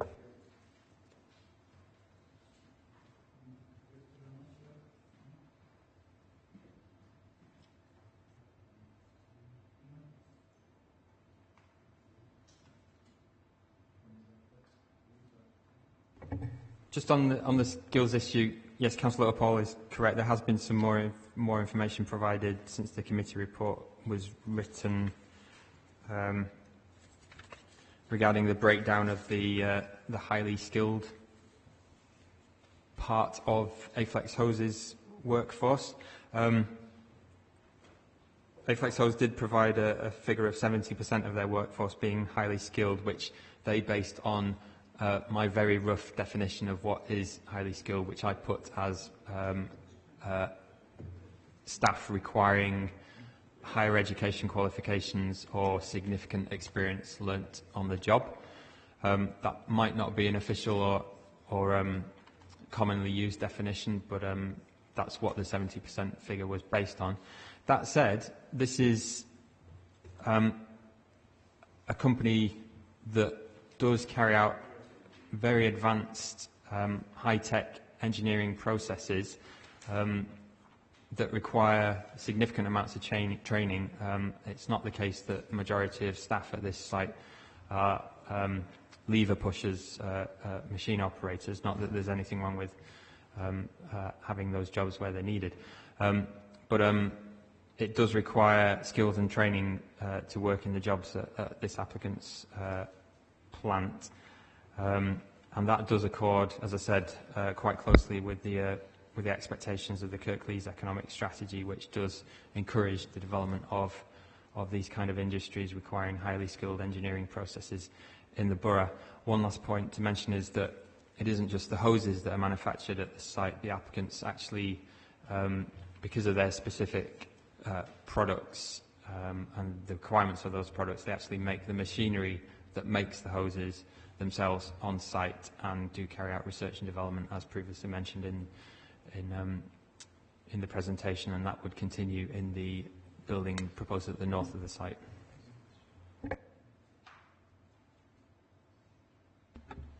Thanks, Chair. So you'll have seen within the report, committee members, there's a series of questions that we're asking you.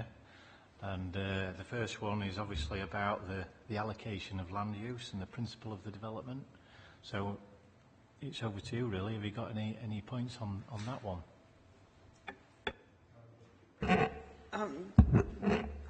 Well, just so it's not exactly land use, but the business park, I can't remember how many years it's been there now, but it's not completely full by any stretch of the imagination at the moment. However, this particular one, this application, the size, or possible application, the size of it will take up a sizable chunk of what is left. And my question, I've got a question back really. I'm not worried about the size of it, nor, and I quite welcome the nature of the industry that's come, the skilled workforce element in there. I think that's a great opportunity for us to have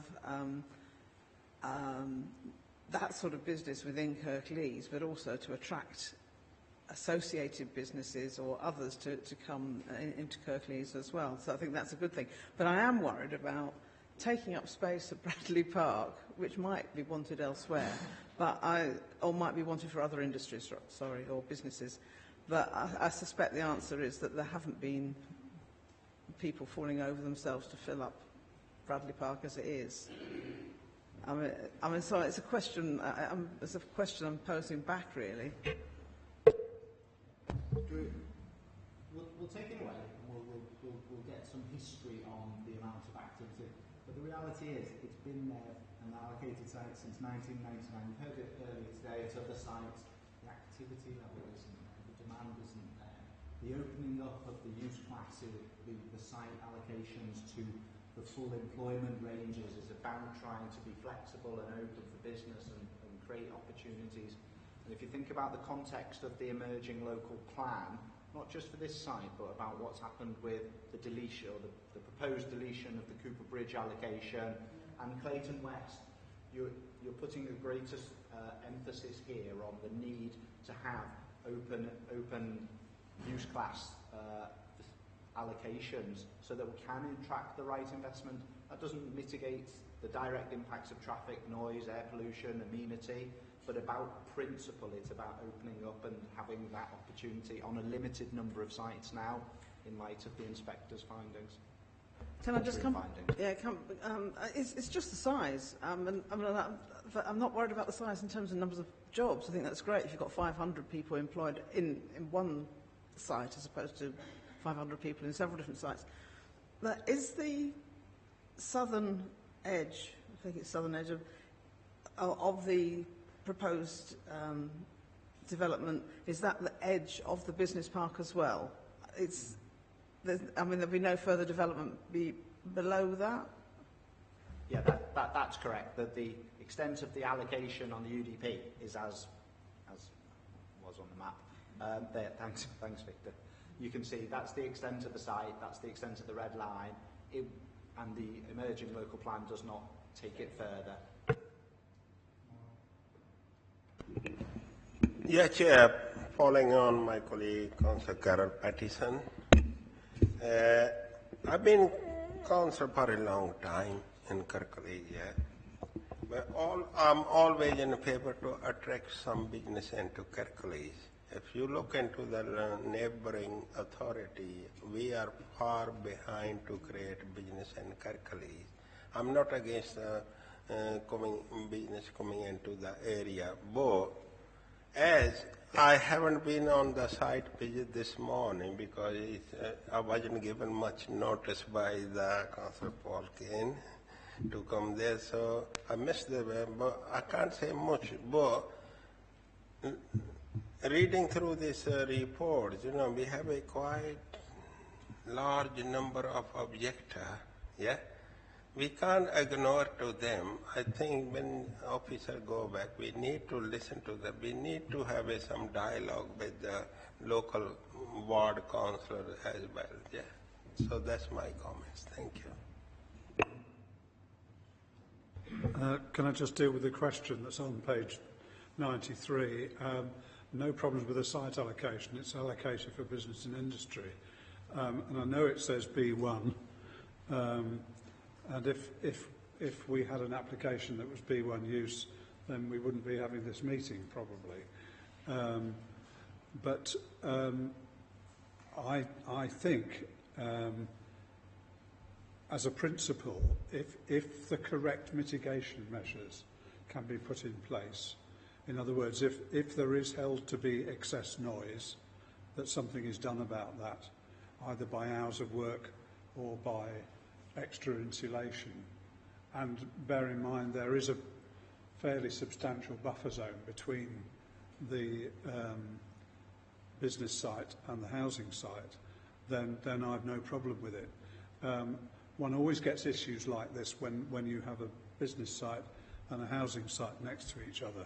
That's probably why there are a fairly large number of objectors that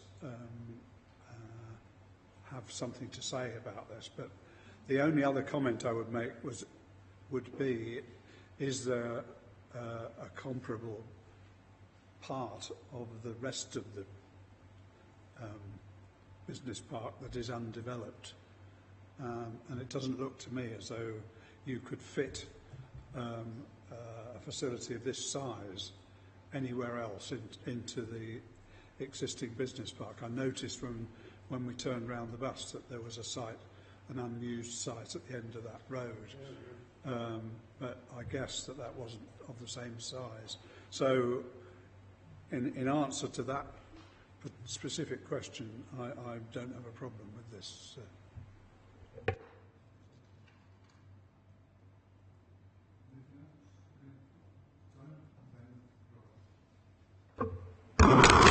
Yeah, I agree with Andrew. I think part of the problem is it's obviously with it being so close to houses. I think, businesses coming into Kirklees is fantastic, I was going to say no. I obviously understand that, them houses that are there are obviously going to be concerned. They're going to all of a sudden, however big the buffer zone is, all of a sudden they're going to be looking at a great big industrial something or other. They're going to have they fear a lot of noise, they fear a lot of traffic. I think, however we look at this, we need to mitigate, somehow come up with some mitigation of that noise and hide it. If putting in, it's all right having a buffer zone, but screen it as well, and sort of just try and sort of hide it. And I'd say then, yeah, they'd probably be a lot happier if can't see it and can't hear it.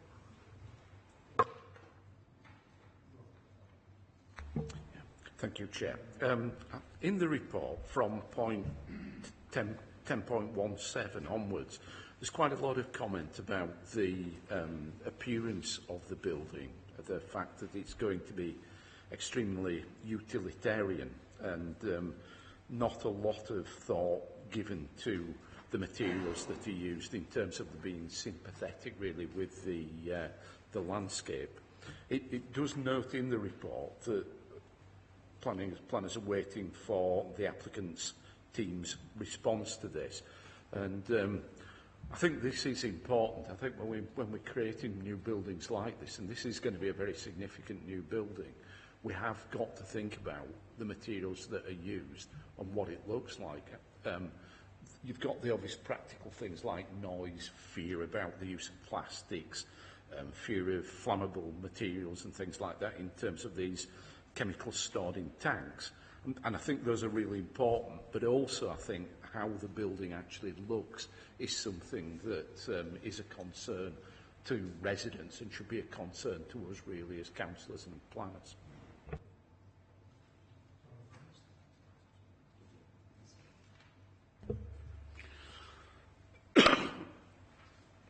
Thank you, Chair. Yes, I have to agree with what's just been said. It is a concern, not just to the residents, but to councillors, that's us, and the planners, as to what is going to happen from when the plan gets set in stone. You've got to look at the situation, and I have to wonder why this industrial site has laid dormant for over 20 years and nobody's been interested in building anything down there. It's quite surprising. It's been there since 1999 and nobody's done anything about it. Is it because we haven't advertised it properly? Is it because they prefer going somewhere else? I don't know. But suddenly, there's this big building going to be put up there, and it doesn't surprise me that residents are unhappy.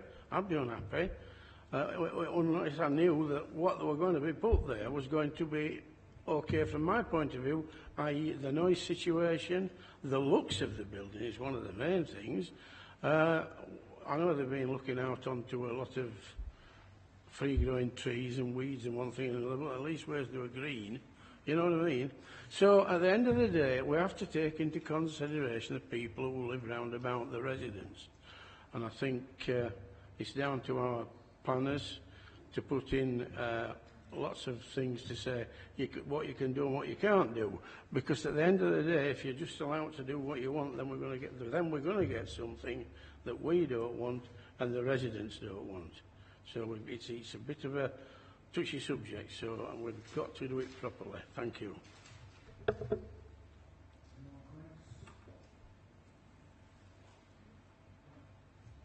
Thanks, Chair. So, yeah, well, I mean, that was useful comments, and we've heard from you regarding the principle of the development and regarding your views on the policy, and that's merged into comments on amenity, which are useful, and how the building will look, and the design of it. So urban design you've covered as well. Now in the report we've also asked questions about highways.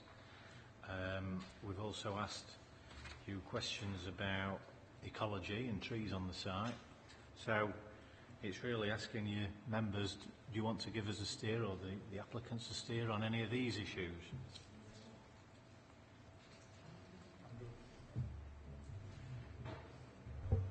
Yes, thank you, Chair. Looking at the design, I tend to agree with what Councillor Walker said. It does look a bit like a tank factory. If anybody knows Barnbow up east of Leeds. So if it's going to be built like that, it needs a lot of screening. I think that goes back to what I said just now. That's quite important, because that moves into amenity issues, where the amenity of people living near the site could be compromised if you don't do something to mitigate it. Because clearly a 15-metre high building, or at least I assume it's 15 metres above the foundations, not 15 metres above OD, or the level of the land. No, not OD. That's I don't mean that. Whatever, I suspect the building is a lot higher than the houses. Materials of construction do need to be considered, because amenity planting won't disguise all of it. It needs to have a good level of planting around the edges. That's why you have a buffer zone, which, as I understand it, is partly on a mound and will partly consist of trees and shrubs. That's really important, because although the people there know they've moved into a house next to an industrial allocation, they've been a long time with nothing being there, and it would be quite a change to what they've experienced up to now. So that's obviously important. Thank you, Chair. Well, there's a few things you need to take into consideration. First of all, size, colour, height, and definitely an acoustic barrier within the building. I don't know what the noise levels are going to be, but an acoustic bar is something you need to take into consideration when you're so near residential properties. That takes a lot of the worry out of it then. The colour of the building and the height of the building, again, is something you also take into consideration. You don't want something that you look over your wall and see this big nasty object there. You need something at least where you can relate to, if it's possible. All those taken into consideration, it should work. With the, I don't know what the residents think, but I think they should be consulted as well, because they have to live there. We don't. We've been there today. We might never go again, but they have to live there, so there should be some consultation done as well. But that's how I feel anyway. Height, size, colour, and acoustic walls, and you know we're part way there. Then, thank you. Yeah, I commented when we were on the site visit and we were looking at some of the pictures, looking at a kind of representation of the planting, and looking at the pictures that we've just seen displayed on screen. I don't think it looks that significant, really. And I think if this is built, I think we need to ensure that we make full use of the expertise within the council, from landscape architects, but also from people like the White Rose office, forest officer who works within the council, who could give a lot of advice on the most appropriate planting for this site, both in terms of its ecological impact, but also in terms of effectively screening this site.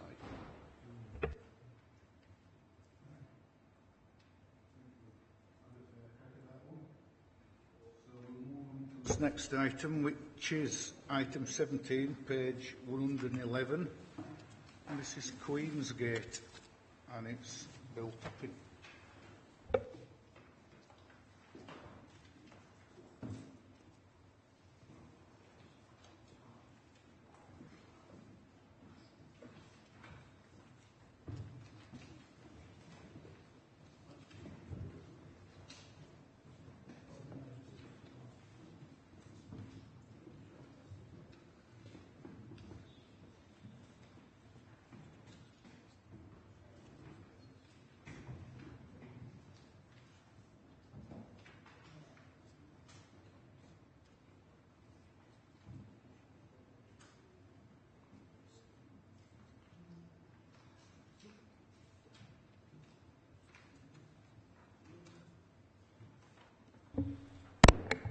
Okay, thank you very much, Chair. I'm Bill Toppin. I'm dealing with this case.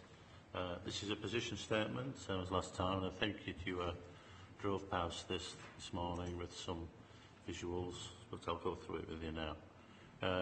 Queensgate House, located on the Ring Road at the junction with Chapel Hill. There's a road to the rear called Chapel Street, which obviously serves this house. This is the town centre here. This is the old co-op building. At the moment, it's occupied by a building which is, this is the building you see there. The ground floors are occupied by the court, Huddersfield County Court. I think the upper floors are vacant.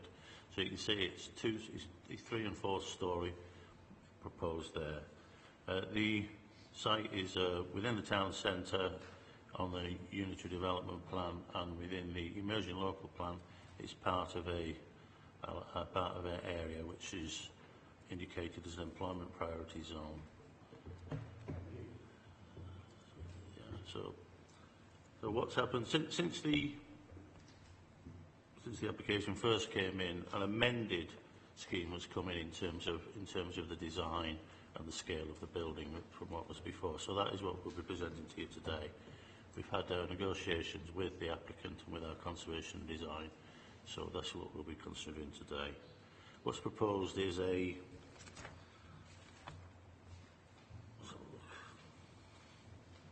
uncladding the ground floor of the building, using the frame to rebuild and extend on upper floors to a total of seven storeys in height, to provide student accommodation for 156 bedrooms.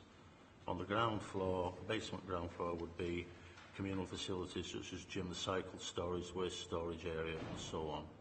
To the front of the site, as is existing now, there's a small area which can be given over to an element of car parking. There's nine spaces can be provided within the scheme. That's basically all that is available now. It is in a sustainable location, so there's there's not really a requirement for a lot of parking. The site can be accessed from the rear and serviced from Chapel Street.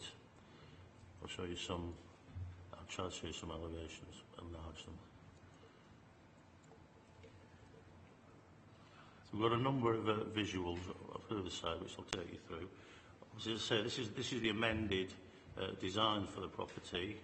You see it's still 7-storey site. It's a very much more traditional style building in terms of the dual roof there. The roof pattern reflects the industrial viewscape to the rear on these properties here. Still 7 storeys and 8 storeys at the back there. There's another one. I'll come on to it. Right, so this is it as you would view it from coming up from Folly Hall. This is Chapel Hill, Folly Hall. That's as you would view it from the moment, as is proposed. This thing here, this is the extent of the redevelopment we've approved on the co-op building opposite. So there's a comparable height there, and that was approved by the Strategic Committee. And then one more. This is as you view it coming around the ring road from the university up to Chapel Hill. Again, there we go, you see the dual picture. What this dotted line annotates is a neighbouring site which had a permission for a mixed use on the ground floor. There was commercial with student accommodation and no flats above. That was granted. That has now just expired, but it indicates that we have in the past accepted buildings of a considerable height on the ring road, and that's the actual elevation treatment there of the issues before you. As I said earlier, it's currently a building that's partially in use by the Crown Court and partially empty. It's so our policy B4 in the UDP is relevant, which relates to criteria on how we should reuse buildings that are lasting employment use.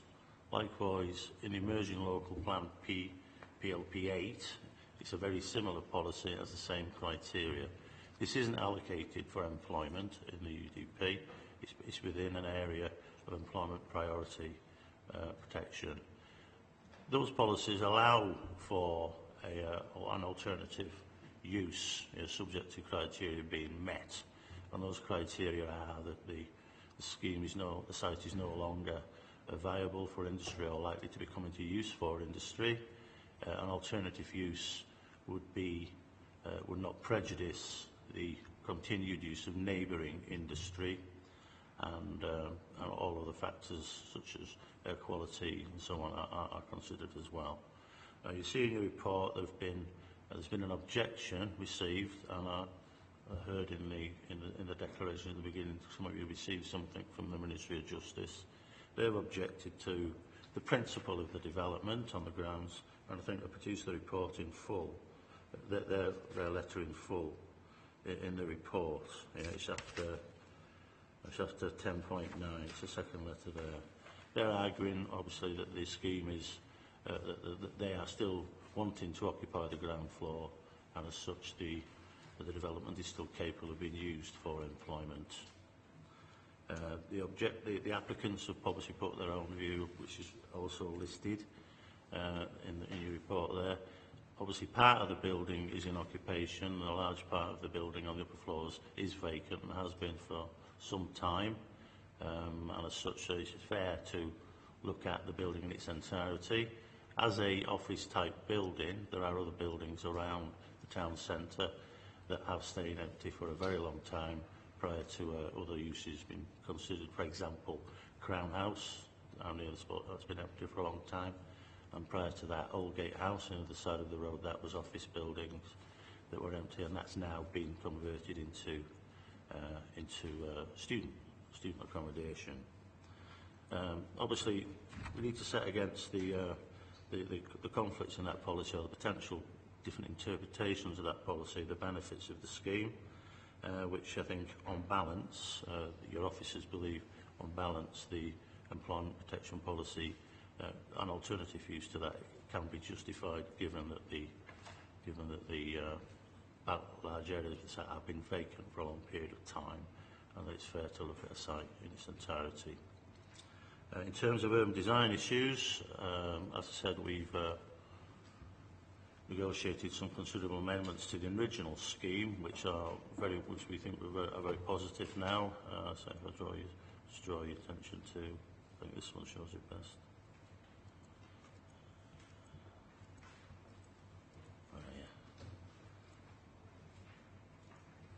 This one, I think, is probably the best one. Shows.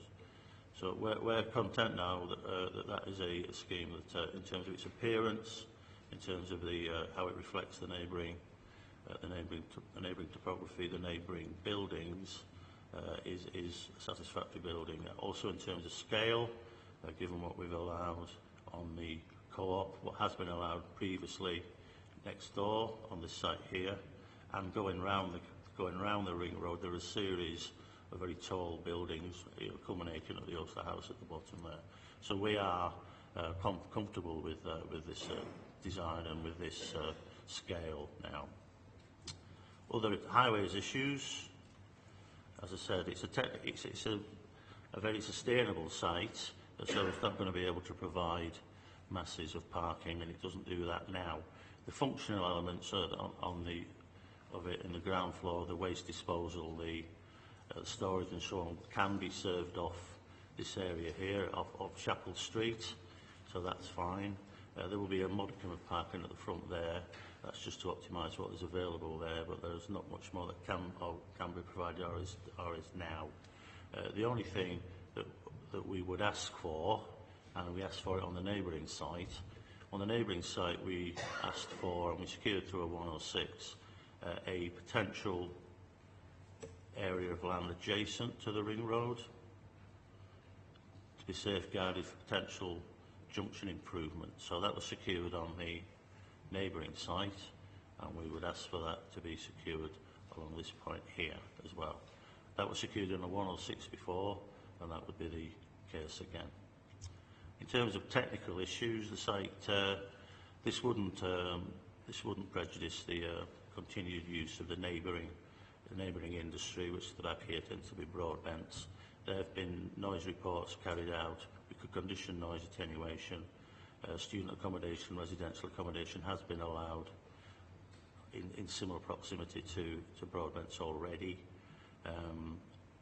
As an opportunity, given the height of the building, there could be ecological enhancement in terms of potential opportunities for SWIFT. So all of the technical elements beyond the urban design elements and the highways can be satisfactorily resolved by a condition. And I'll leave it there, Chair.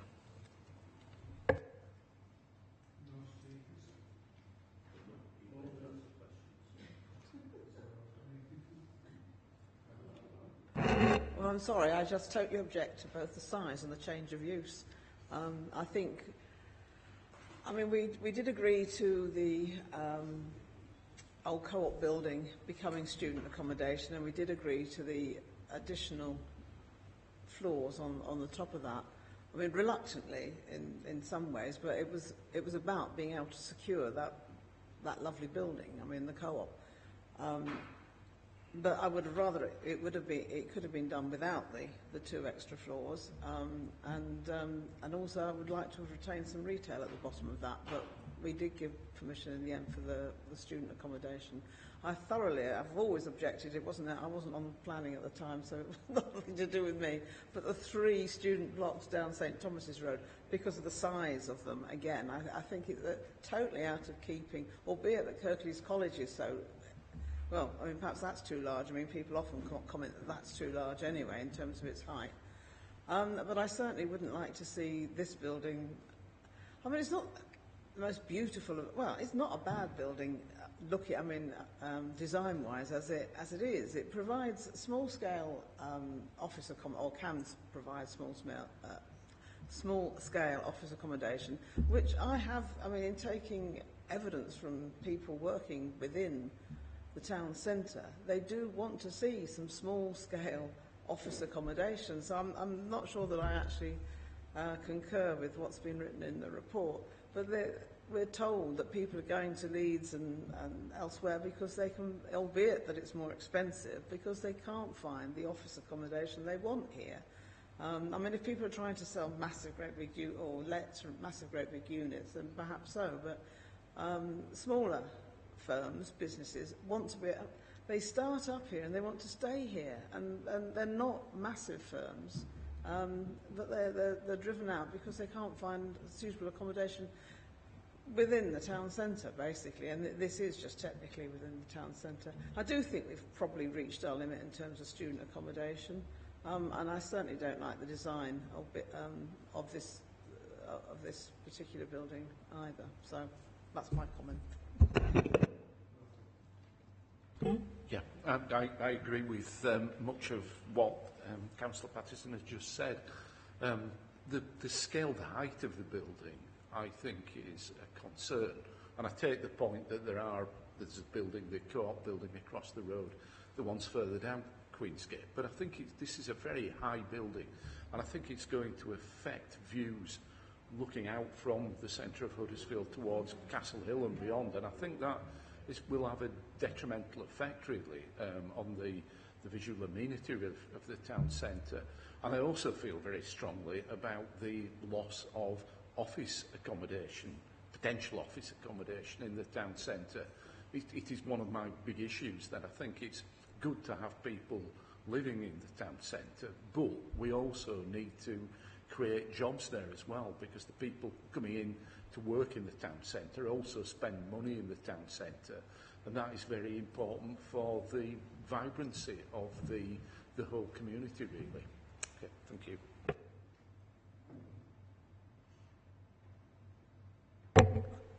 Thanks, Chair. Yes, I'm conscious of the fact that at some point, possibly soon, the university needs to move out of Stalls Hall. Therefore, student accommodation has got to be found somewhere. However, the other question is this the right place? The big question for me is this use compatible with the court use on the ground floor? And possibly more important, is the construction work required to make a building this much bigger compatible with the court on the ground floor? And I'm not sure about that. That's one of the things that would need to be negotiated, it seems to me, because going to court for whatever reason is a stressful enough business, and if obstacles are put in people's way, then that just makes it worse. The point that colleagues have made about the impact of this building on anyone coming up the road from Holmfirth or Honley and Melton, it's quite a considerable impact.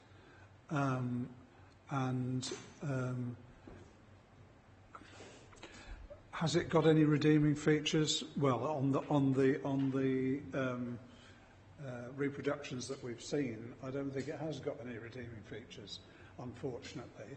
No attempt has been made to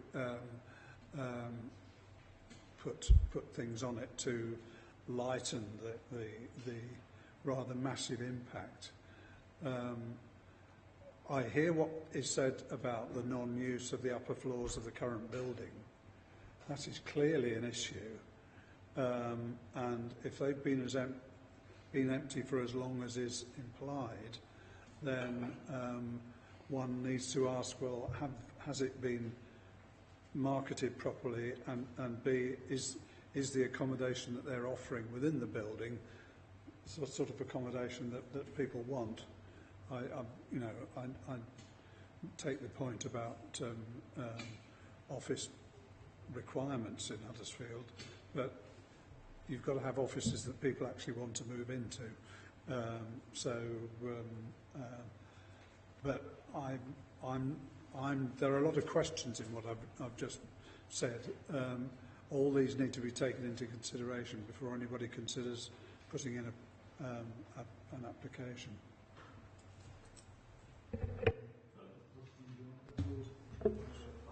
So just clarify for Councillor Pinnock, obviously the court, the reason they've objected is that obviously the whole building would be for student accommodation, so they're objecting having to relocate. So it wouldn't be there.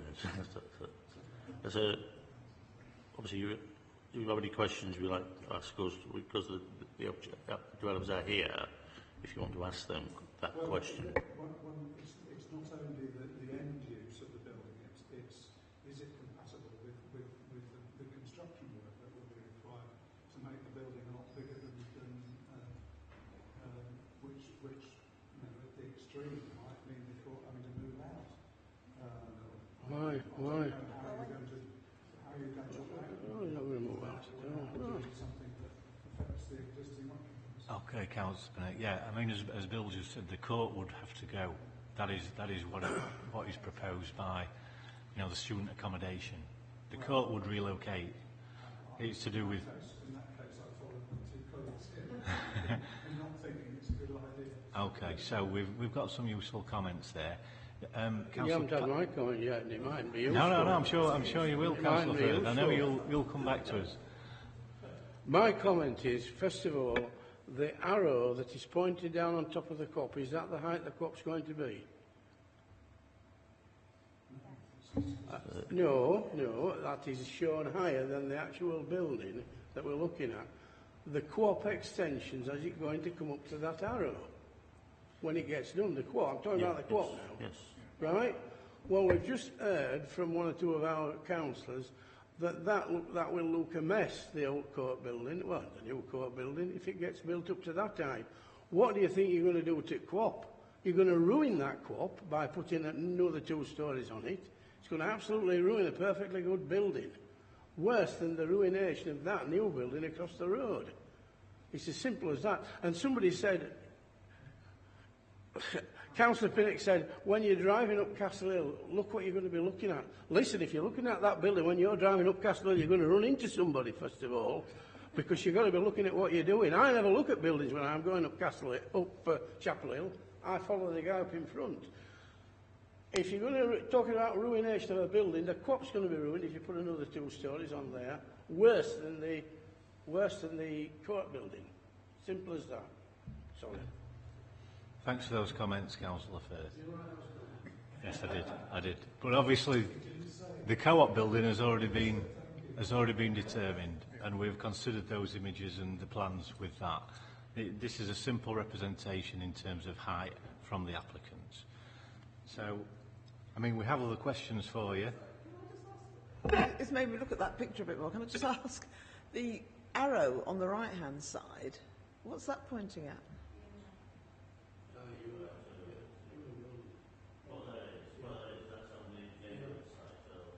The one that's not being going ahead with. I'll show you what I mean by that. So, right. So there was a representation which showed as you came up from the. Yeah. Now that was going to. Now there were at the back. There were some townhouses as well. So this was a. This is where I think there's the wine shop and things are now. So it's all very low rise. So the front element here was this curved element there, which was had some ground floor commercial on it again, and the residential above it was student flats or flats, and these were townhouses. Yeah. So that representation next, the arrow. Sorry. So time. That you turn on. Come on, the last one it'll be. Right. Now that arrow, it's those, it's that roof height there, that's what they are. I'm sorry, I'll try and find it where it's from. So that's what it is now, that's the building now, as you see. So that's what we'll look at the moment.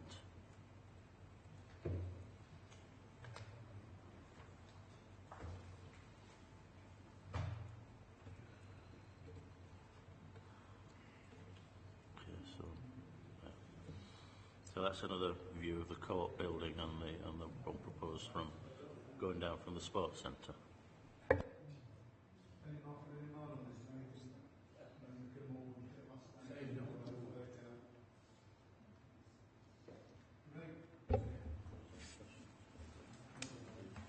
Final item. Item 18, page 125. This is a pre-application for Westwood Mill, Linthwaite. Matt, please. Then after Matt, we've got two speakers.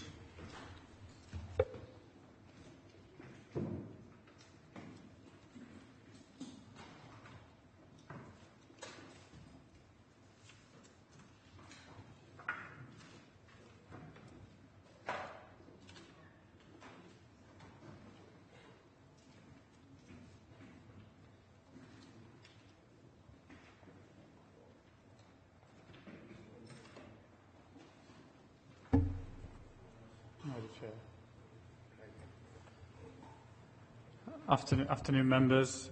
This pre-application proposal will be presented briefly by myself first as the case officer, but then the applicant is going to do a more detailed presentation of their scheme. So in brief, the pre-application involves the conversion of existing Grade 2 star listed buildings at the former Westwood Mill complex.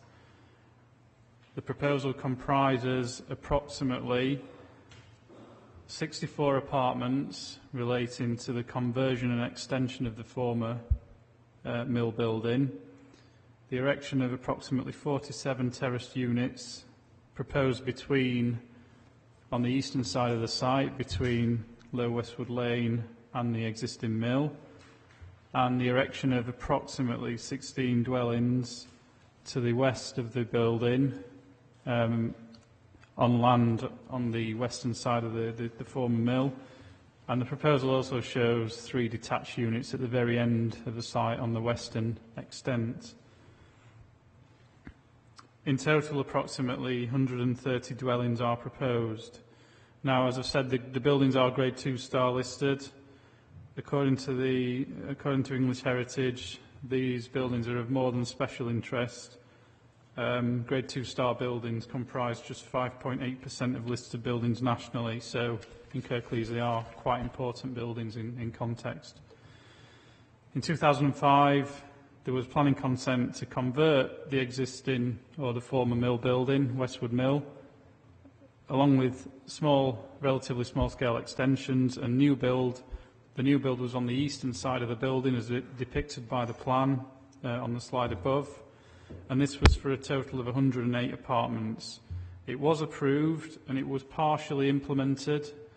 It was technically implemented, but none of the works to erect any of the dwellings ever took place. So over time, the buildings become more and more derelict and fallen into a further state of disrepair.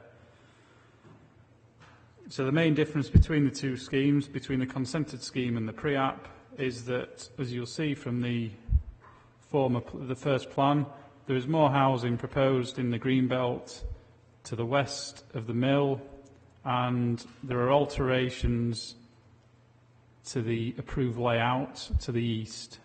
So again, this is the proposed scheme, this is the approved scheme. The schemes come forward as an enabling development. That is to say that the development in the Greenbelt is intended to pay for the successful restoration of the Grade 2 star listed structures and buildings. The site, as I've said, most of the site lies in the Greenbelt, apart from the existing buildings, as depicted by the slide. So the housing is at both sides of the existing buildings, and most of the proposed housing does lie within the Greenbelt. The scheme would represent a form of inappropriate development, and very special circumstances will need to be found to justify the development in the Greenbelt. These very special circumstances may comprise the restoration of the mill buildings, and that is essentially the purpose of this pre-app, to obtain a view from members in terms of the amount of development in the Greenbelt required to restore the list of buildings. Officers are of the view that the full impact on the Greenbelt will need to be fully assessed as part of any subsequent planning application. In addition, the site does lie within flood zones 2, 3A and 3B. Now, flood zone 3B, I've detailed this in the committee update, but flood zone 3B is part of the functioning floodplain. Now, the applicant has done some additional remodelling works, which identifies that the Environment Agency map, which you can see on the slide above, which forms part of the Council's strategic flood risk assessment, the modelling shows that this, the situation on the ground is slightly different, and actually flood zone 3B, which is a functioning floodplain, is not as extensive as shown on the map. However, as I've said in the update, as detailed in the update, the remodelling will need to come forward along with a flood risk assessment, and will need fully appraising by the Environment Agency and the Council's drainage officer. In other words, we would need to be satisfied that the applicant's submission in terms of flood risk superseded the details on the strategic flood risk assessment map, as you can see above. Now, whilst progress has been made on that particular subject, and the Environment Agency have been in dialogue with the applicant, there is still some work to do to justify this type of development on what is essentially a functioning floodplain. Again, it's detailed in the update. So very quickly, we parked just where the mouse arrow is, approximately, and then we walked along the canal side, and when we walked past the list of buildings, the views that we saw on site were relatively limited because of the tree cover. The main buildings, the most intact buildings, were the ones that we saw with the scaffolding on adjacent to the canal.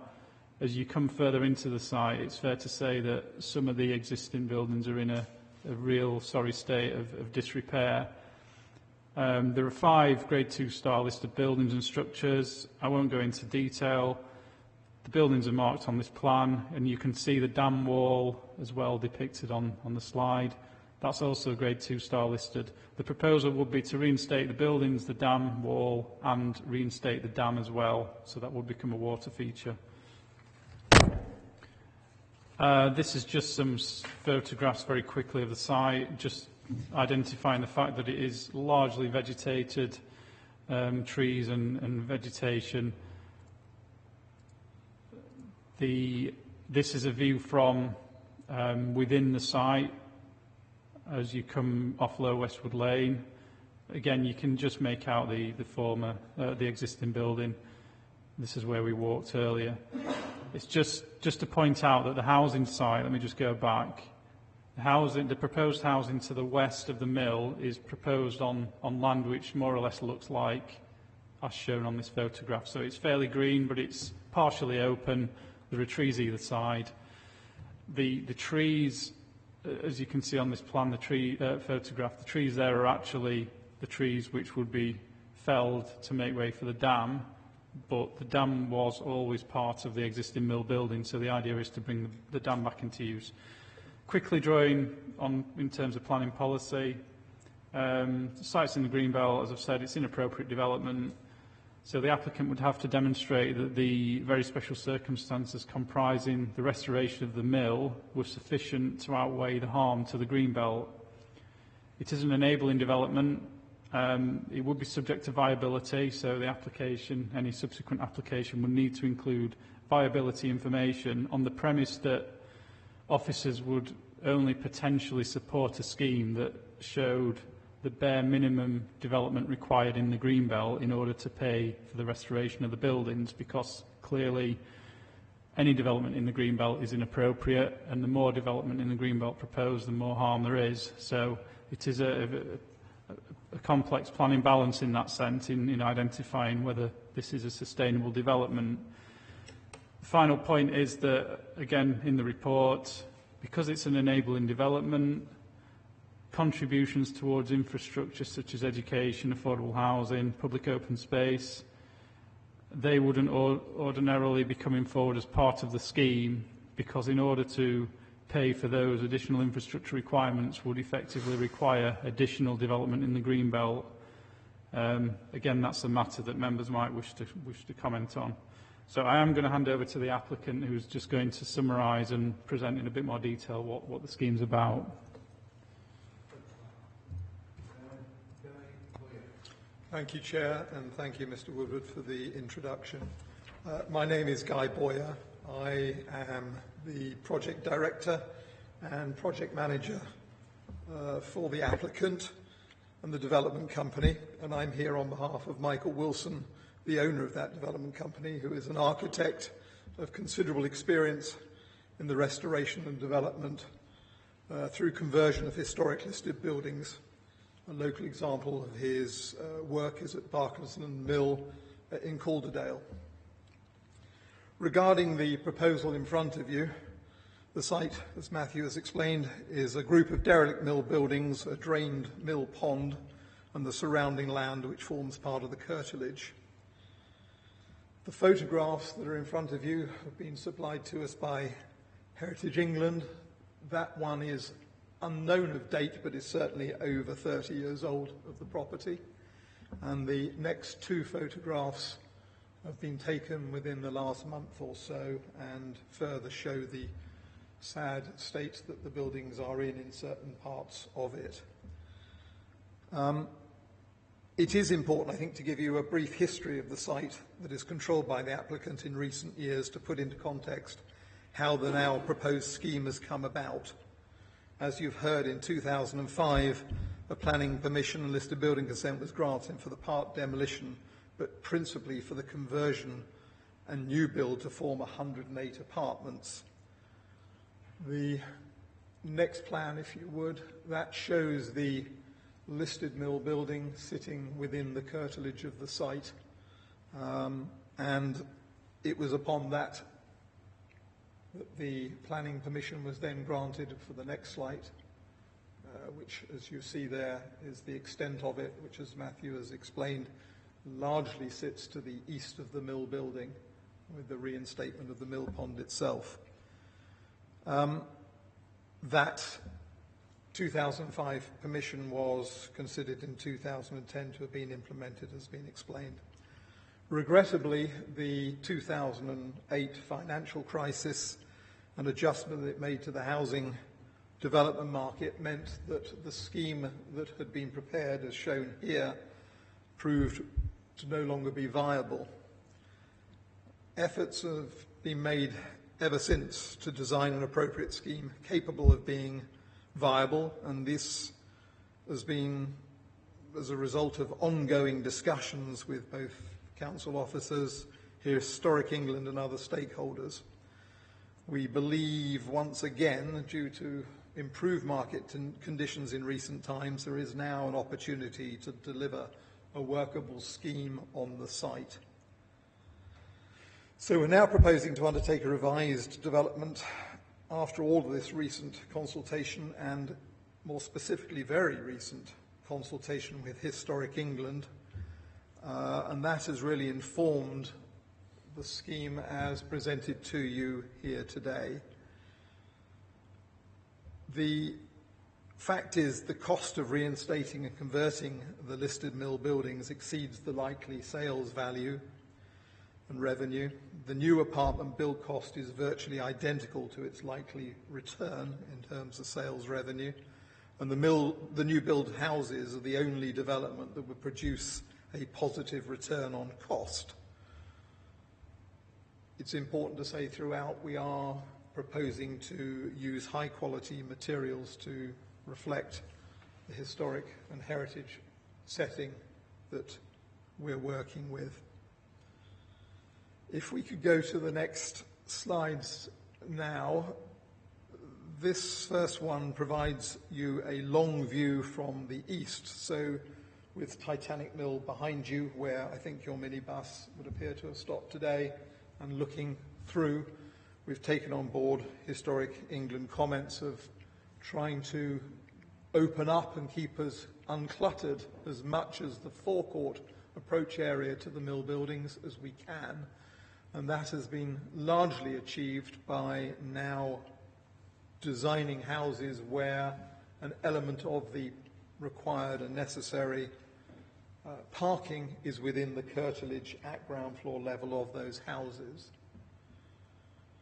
The next slide is from the west, looking back over what will be the reinstated mill pond, and shows the, as you look at it on the left, the reinstated and redeveloped mill buildings, bookended on the end by a new apartment building in a contrasting complementary style, and then the terrace of 16 houses that are immediately to the west of the mill buildings and new apartment block, sitting on a new bund on the edge of the mill pond, which ensures that those houses sit outside of any potential of flood risk there in its extreme, and has been modelled to the 1 to 1,000 year basis. The next couple of slides, this one is looking from north from the River Colne, so that's the new bookend build apartment building, and then following the line initially of the previous consent of creating townhouses, and then finally this slide is a representation of the 16 houses on the south side of the reinstated mill pond. This scheme is now presented before any possible additional highway requirements and costs associated with that returns, as it is required to do under the enabling argument rules and protocol, a small positive return on cost, but is less than the notionally allowable 20% return on cost rules that are normally adopted. To require contributions, as Matthew has said, for affordable housing or for education would require additional development, and this we feel will be very hard to achieve whilst trying to concentrate as much as the development to the east of the mill and not encroaching too far to the west in the Greenbelt area. It is worth noting, as again, re-saying what Matthew said, is that such requirements were waived in the 2005 permission, and we would urge that the same would happen again.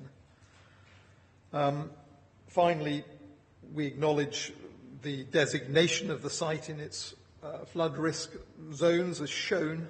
We have done a considerable amount of flood modelling over a number of years, which has been regularly updated. That analysis has, as been stated, been discussed at various meetings with the Environment Agency, and the proposed design and layout, we believe, delivers a safe and compliant development which will take place in flood zone 3A or better. Obviously, the final update, modelling and consultation will be undertaken, and will go through the appropriate consultation with all those appropriate and be concluded prior to making a formal application on the site. If I may now, I'll ask Malcolm Sizer, our planning consultant who has been involved with the site for many, many years, to say a little more. Thank you, Chair. The overriding purpose of the pre-app is for you to consider the fundamental point of whether in principle you will allow development in Greenbelt on the basis of the very exceptional circumstances surrounding the need for reinstatement of this very important group of listed buildings through the enabling argument. When the full planning application is made, it will include a viability statement undertaken for us by our consultants, which your officers will have independently assessed. The Greenbelt designation represents a considerable constraint on attempts to bring forward a viable residential scheme which has at its heart the restoration of existing mill buildings. We have tried to cluster development around the mill buildings to be retained and welcome the generally supportive comments of your officers. We feel that the draft proposals now before you, which have been developed at meetings with your officers and Historic England, represent the best approach given the balance that has to be achieved between Greenbelt and flooding issues and the need for the new housing and flats to respect the historic buildings, the viable restoration of which is the fundamental aim. And finally, other benefits will include the restoration of the mill dam and the settling pond adjacent to Loiswood Lane, as well as a vastly improved experience by the many users of the adjacent canal towpath. Thank you, Chair.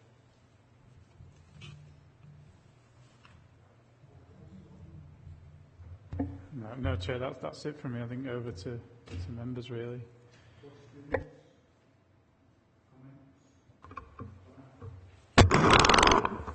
Thank you, Chair. Obviously, mine and Rob's ward. It's quite a difficult one for me, this, because I am probably very against sort of development in the green belt generally. But I had lots of conversations with lots of local people, and public opinion, to be honest, in the area is they all want something done, and they all want to see that area and that mill definitely sort of sorted and a lot done down there. And it tidied up and made safe, because the way it is at the moment, it's dangerous. It is dangerous, and I think everybody's frightened that it's going to end up falling into the canal or onto that canal banking, and obviously it's got scaffolding and everything up. Like I say, it's a really, really difficult and a dilemma for me, this one. We obviously need to see the figures, I think. I really do think we need to see the figures. It's obviously an enabling application. I can understand that, you know, the only way anything's ever going to be done with that mill is if we do let something happen in the green belt, and that's the only way that anybody's ever going to be able to afford to do something with that mill. I would hope that that mill was done first before anything else, if it did happen to go through. I'd be quite interested to hear what other members have got to say, actually, before I go much further. But the other thing also I would like sort of to maybe suggest is that the developers themselves maybe just have some, I don't know, do some public consultation with locals. They could always get hold of, I don't know, Pride in Linthwaite. I'd probably help them set something up to meet with local residents, just to get their feelings on it, because I think they'd be quite... I think a lot of them are quite supportive that they do something, but we're getting a lot of feedback that obviously generally they'll want something, you know, they look at 106s and they'll want something, and we've tried to explain to them that that may not happen with this if it goes through, and I think it'd be better if the developers could maybe explain that, you know, that this is an enabling one, and just get some opinion off them. But I'd like to hear what other members say. Proposals. Yeah, I very much agree with the thoughts of Councillor Bellamy. There is a lot of local concern about the current state of the mill and the fact it's really blighting that area of the valley. And it is a threat to the use of the canal bank at the moment, because there have been times where the canal bank has been closed because of fears about the wall which was bowing out near the canal bank. Donna mentions the Pride in Linthwaite community group. We've discussed it at the full meetings of that group. I've also had informal meetings with people within the group and other members of the community who are interested in the mill, very concerned about the mill. There was a move to launch some kind of a petition to protest about the state of the mill and to put some pressure on the council to do something about it. My advice was to hold off a little bit to see what was happening as we went into this planning process. So there's a lot of strong feeling about it, and I completely agree with the suggestion that consulting with people locally will be a good thing. It clearly is a trade-off between the restoration of the mill and the dam and the building in the green belt. There will be people very concerned on both sides there.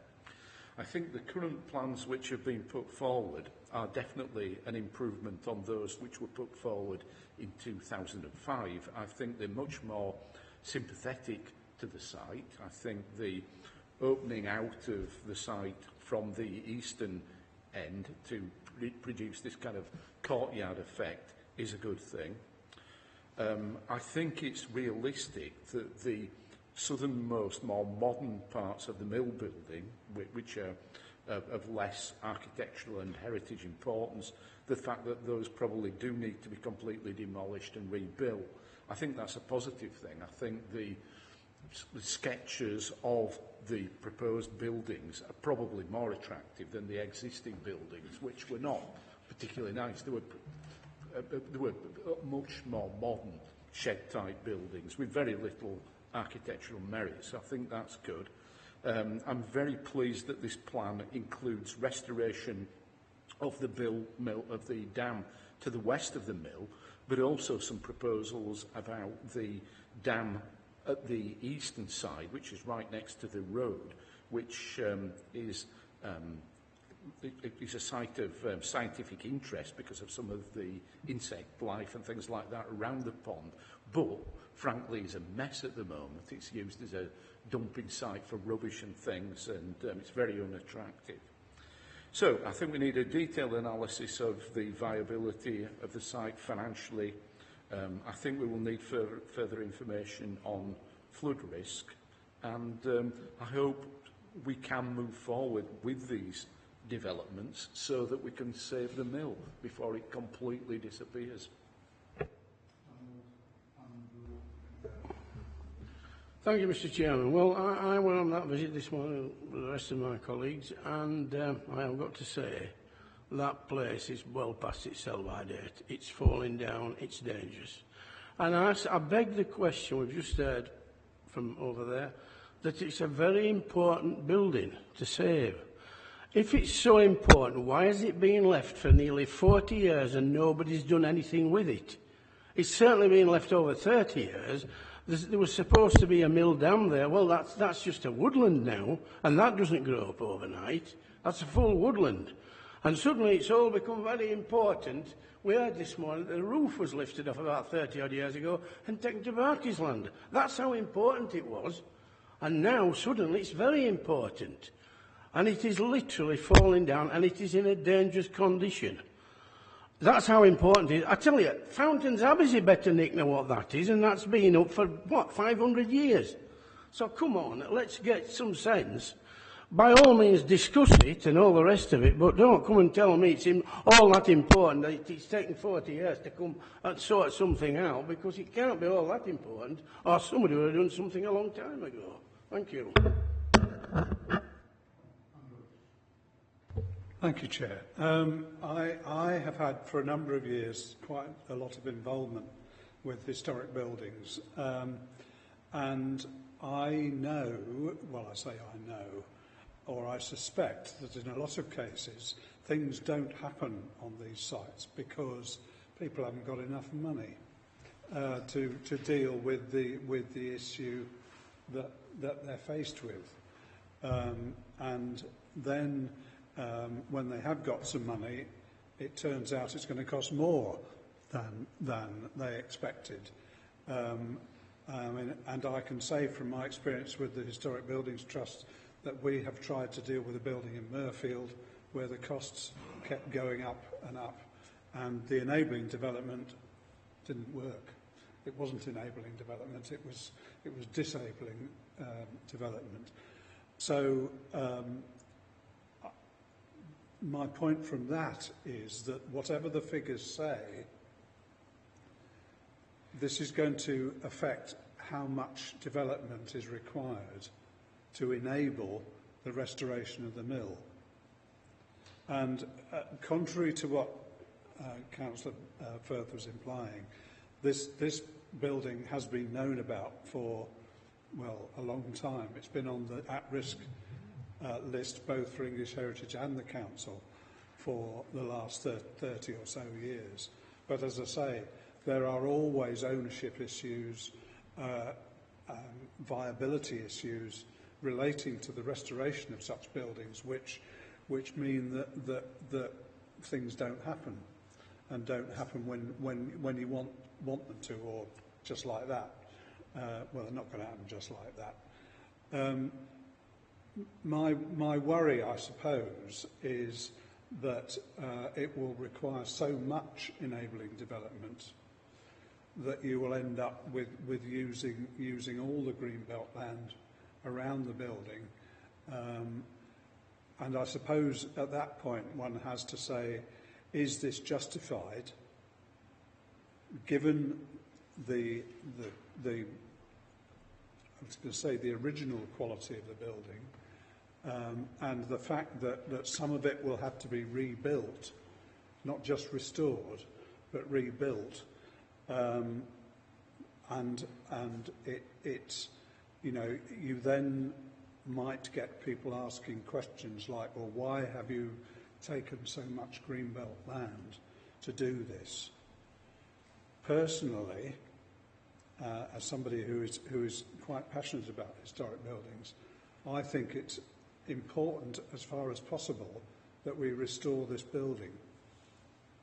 And whether that means rebuilding some of it, I think that's just what's got to happen. If anyone wants to see what can be done, and I'd take an example from France where the Abbey of Fontevraud has been rebuilt. It was a ruin. It was rebuilt in the style that it was in before. Obviously, the French government has got a lot of money, but you know that's certain. That sort of thing is certainly possible if there is enough money available. But to come back to one of my earlier points, it is perhaps worrying that the cost of dealing with the reconstruction of the building may escalate the amount of land you need to take for enabling development, and I think then we are looking at this sort of balancing the two sides of it. Thank you, Chair.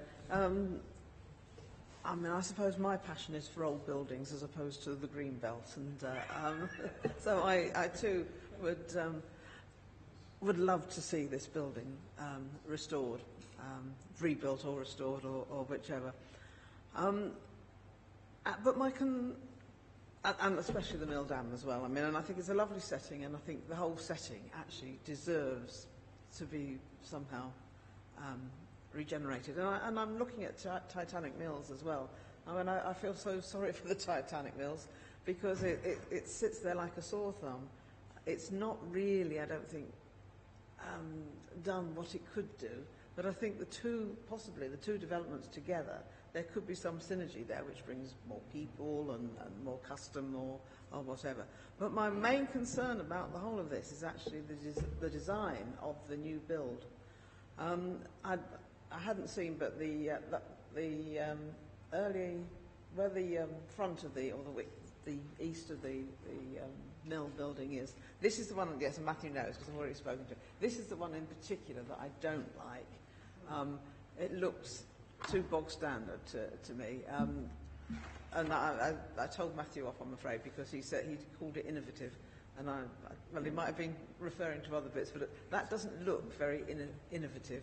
The other side of the building, the mill, doesn't look so bad. I mean, it doesn't look so bad, right? It almost could look like a sort of dry Albert Docks almost, and that's the one. I mean, if you actually imagined pillars where the carports are and things like that, red pillars, where it's almost verging on that sort of dry Albert Docks. I don't particularly want to make it look old. I'm quite happy to have modern buildings there, and plate glass or whatever. But I think to take up Councillor Pinnock's point, I mean, if you are going to need money to restore the old building, then perhaps it's not in quantity but in quality of the houses. And if they are very good, really good design, then you might be able to actually charge more for them. And I would rather see quality rather than quantity, certainly anyway, in terms of restoring the site. So it's a question of the design. I mean, these drawings might not be the best drawings to illustrate what what I mean, but certainly the 16 from the non-mill side don't look that appealing. Well, I saw that sort of design back in the 1960s, basically, and which wasn't so bad, but I mean, it's not so wonderful. But 3-storey is fine. I mean, that's absolutely fine. But that's my comment. Yeah, I don't want to go on at too much length, but I have been very much involved with this mill since the early 1990s and before, really. The Westwood Mill Trust was very much involved in plans to save this mill back in the 1990s. It was actually one of 20 mills which were chosen by the Princess Trust for the millennium for 2000 as a project called Regeneration Through Heritage, and that recognised the historic importance of this mill. It's the core of the mill is extremely old and is extremely historical importance. The problem is that that's the bit that has really severely deteriorated, and as we saw today, the roof's come down, there's a lot of internal damage. So this mill has been recognised, has been of great importance. A heck of a lot of work went into trying to do something about it. I've got a pile of documents, probably that high, which is the archive left over from the Westwood Mill Trust, which I am quite happy to share with anybody and discuss in detail if you want to know more about its historic importance.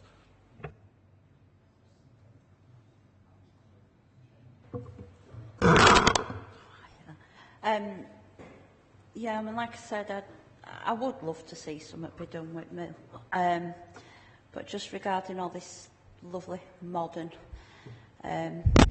apartments and everything else, I would, when it comes to it, insist that it is stone and slate. I would, you know, it needs to be stone. Materials need to be in keeping with I think the rest. I don't think it needs to be brick or any fancy colours or anything like that. This is side of a canal in Yorkshire, and it's not London, and it's not Albert Docks or Essex or all like that. So just to say that when, you know, I think when it came to reserve matters or all like that, it'd have to be stone. But I think I still think we need the detail to say whether it, you know, be enabling. Yeah, thank you, Councillor, and others for contributing. It is a pre-app, so these comments are really useful. The applicant can take these away and look at refining the scheme. What I'd say about the process so far is that the council officers and Historic England and the applicant there has been some amendments to the scheme, and I think Councillor Patterson in particular has raised some concerns about the housing to the west. Let me just find them. The illustrations here. Now, the idea behind this was Historic England raised some concerns with the initial proposal because there was concerns that it represented more of a village green or a suburban standard house type. And the idea behind the revised scheme is to go for a more contemporary approach, simplistic form, simplistic use of materials. There's no reason why stone would probably be expected, I'd say, in this case. And Historic England did send some examples through of other areas in the country, including some new examples at Kelham Island in Sheffield. Now, that's not to say that these would be the same kind of houses, but it was giving some guidance to the applicant to create a scheme which complemented the historic with more contemporary. And I know those are quite flowery words, and we probably need some detail in the application. But I suppose the concern was going for a more pastiche, so trying to replicate what was there already might not be appropriate in itself. So any subsequent application would be, well, we'd expect it to be accompanied by a heritage statement. And the idea behind the heritage statement would be to identify the significance, so what makes these buildings special, and how does this proposal relate to those historic assets. And it might be that following this meeting, the applicant has to go away and think about this approach per se, because obviously you have raised some concerns about these particular house types. I'm just trying to get an understanding. You've raised some issues with these houses. Are you more comfortable with the ones on the other side of the mill? I know it's difficult because these are very illustrative. Okay.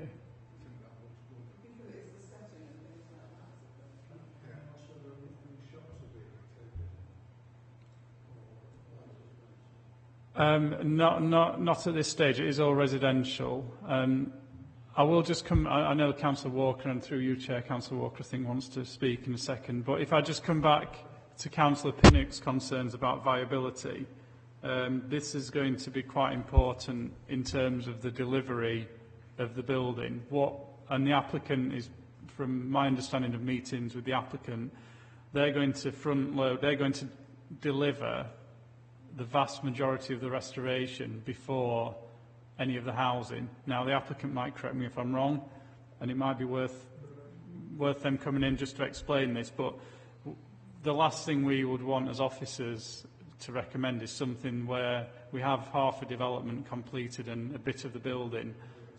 And so the more that can be delivered up front in terms of restoration, the better, because obviously if planning permission was granted, then the land value would increase, and then the applicant could then negotiate in terms of who's going to potentially build these houses.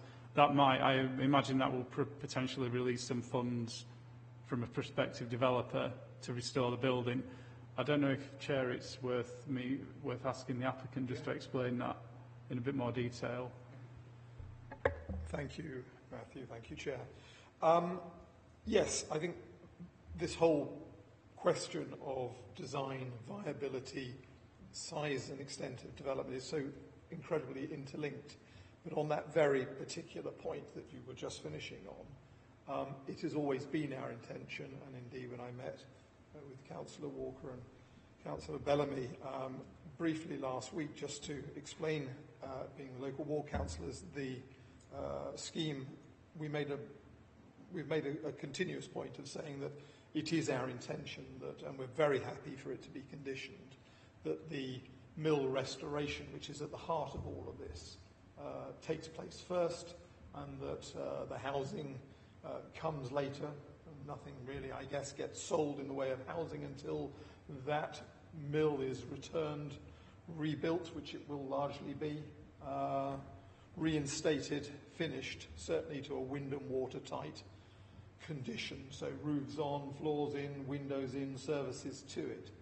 I think the wider belief and intention here, in order to ever be able to raise funds in order to commence the restoration on the mill and its rebuilding and therefore see it through, is that it is inevitable that a transaction will need to be agreed with a house builder, as that isn't the specialisation of my client's company, would be that a deal is struck with them whereby they will take on the building of the houses in due course once precondition of meeting the rebuilding of the mill has been done, and that therefore they will advance monies to us in order for that work to commence, which will then further allow us to go to a bank to borrow money, because quite honestly, at the moment, if you try to sit down with any financial institution and say we have here a derelict mill, build costs of which far exceed the end value of it,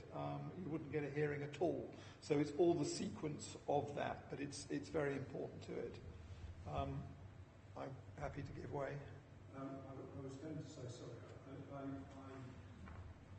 do think the council has lists of house builders who build to heritage standards, and it does seem to me that I mean we can't insist on this obviously, but if it was up to me, I would certainly suggest that if I may come back on that particular point, design and the quality of materials you've all mentioned, this has been paramount really in our most recent discussions and our long-term discussions with both planning officers Nigel Hunston from Conservation, and obviously Historic England. And I think it lies at the heart of this. It all does turn around design, viability. On your point of design, we ourselves are a little concerned in the recent changes that Historic England have suggested upon us, upon their critique of the scheme that was actually put to come to committee for last month and was pulled in order to take on board their comments, that some of you may therefore focus a little bit too much today on the representation of perhaps modern architecture in contrast to the mill buildings. Good, some do, some don't. And unfortunately, it's such a subjective thing, design, and nobody can ever design well by committee. Hence the reason planning officers ultimately are there to give guidance, as Historic England and conservation officers are. But it is key to it. So the assurance on quality of materials that I gave to you, councillors, last week and to the rest of you here today remains part of it. Of course, all that does is continually push up the build costs. In order to really concentrate more of the development to the east of the mill, and therefore our previous scheme bled all the way down along the south side of the reinstated mill pond and the leat to the very end, was much lower scale, was a series of semi-detached, stone-clad, small terraces, stone-clad, but much, much lower in scale. The word pastiche has been used today. The gentleman from Historic England saved using that word in front of Michael Wilson, the architect behind all of this. But we took the point. He felt it was all rather suburban, low-scale, village green across the pond. We rather like this more modern interpretation. We're certainly not shy of producing what is necessary, not to give the nod to everybody, but what is necessary here. Of course, what it all does is, by concentrating more of the development to the east, meaning less to the west, means each of these houses are larger than we had previously proposed. Because they have the onboard car parking at ground floor and are therefore now at least a story higher than we originally proposed, they're more expensive to build. They're larger than we had in mind, and there probably is, even once, taking in your point, Titanic Mill one side, this perhaps one day done with something very similar to this, changing that whole area, but there probably is still a ceiling to the value of any one house on that plot. And the advice that we have taken probably says that is £350,000 per house. Or the figures also used by Cushman and Wakefield, our consultants, who will produce the final viability statement and calculations, which is already there in draft. So we're very happy in due course, and sooner than probably the next stage of a planning application, if we're so lucky to move to that next stage after this. We're quite happy to produce that forward. It will still have the word draft all over it because it will need interrogation by Kirklees Council's own appointed at our cost people to forensically analyse it, but we're very happy to pass that all over. We'll be as transparent as we can. But you know, the rate per square foot is roughly the same as the £350,000 maximum value. The concern is that they are quite large houses. They are 3 to 4 bedrooms, and possibly not what, in the ideal world, one would be producing here. There are apartments that are smaller, but you know, probably the minimum size houses are larger than in the ideal world one would be doing. Just on the matter of the condition of the building and how that sits currently, we are very conscious of the state of the building, working carefully with Historic England. Works of emergency have been done from time to time. Remedial works have been carried out, but in absolute agreement that the minimum is done in order not to further disrupt what still stands of the buildings that are there, as opposed to going through the discussions of argument that perhaps it should all be taken down now, carefully catalogued and put aside and rebuilt. That's not what Historic England and others wish to see. So we continue to spend money as is necessary to ensure the safety of it, There is a site walkthrough once a day. There is a security company independent to our site walkthrough that come once a week to the site and report back to us anything they need to do. And we do have a regular dialogue with the building control people in Kirklees Council. The history of this property is therefore a little sad. Off the back of the success of Barker's Land Mill, Michael Wilson was encouraged in the early 2000s to buy this mill.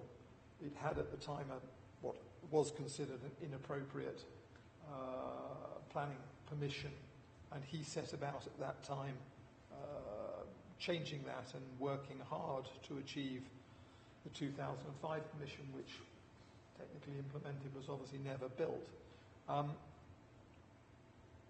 An awful lot of money at that point as a result of the 2008 collapse was written off. That's business. 3 years ago, Michael Wilson took the decision to buy out his long-standing joint venture partner in the site. At that time, the site at best was valued at zero, and actually there were a lot of caveats on those valuations saying, beware, without development, this site has its negative value of looking after and maintaining as best you can these buildings that are on the at-risk register. Michael Wilson took the decision to buy the site outright at that time to try and move forward development, and at the heart of it, which was his baby, to rebuild and reinstate the mill. He paid £400,000 at that moment in time when he was advised the site was at best worth zero. Subsequent to that, he spent over £350,000 in terms of works on the site, consultants' fees, etc., getting to the point where we are today, where we are putting ourselves in front of you, really saying, today I hope really is about the principle of development in Green Belt. If we can get beyond the principle, we can then start to get to the detail that turns that from a notional plan with a known area that just about balances the books, because that's all we can do, into something that could go forward with all of the conditions that will need to be attached to any planning permission we get, which we fully understand, could then go through to a full planning application to be made, which will be well advised. We'll have the final flood detail risk analysis of it all, showing you the type and style of materials to be used, and hopefully striking that balance of contrast between historic Grade 2 listed buildings and modern additions that show the transition of the site, so that somebody looking at this 50 years from now can see how obvious that the original buildings are the ones they are and the latter additions are the ones that they are. And that's really what we've got to try and get to. And that's what I'm going to ask you now. If I may, just one last point, Chair, if I may. The matter of public consultation we're very happy to do. We have shied from doing it sooner because until the principle is established, all we do is start to raise hopes again and dash them. And obviously, over quite a period of time, with a number of councillors changing since I've been involved with this site for the last 3 and a bit years, indeed you are. We've continuously made the point, as has been restated here today, it comes as is. Being an enabling development, sadly, there is no affordable housing, there isn't a pot of money for very much anything.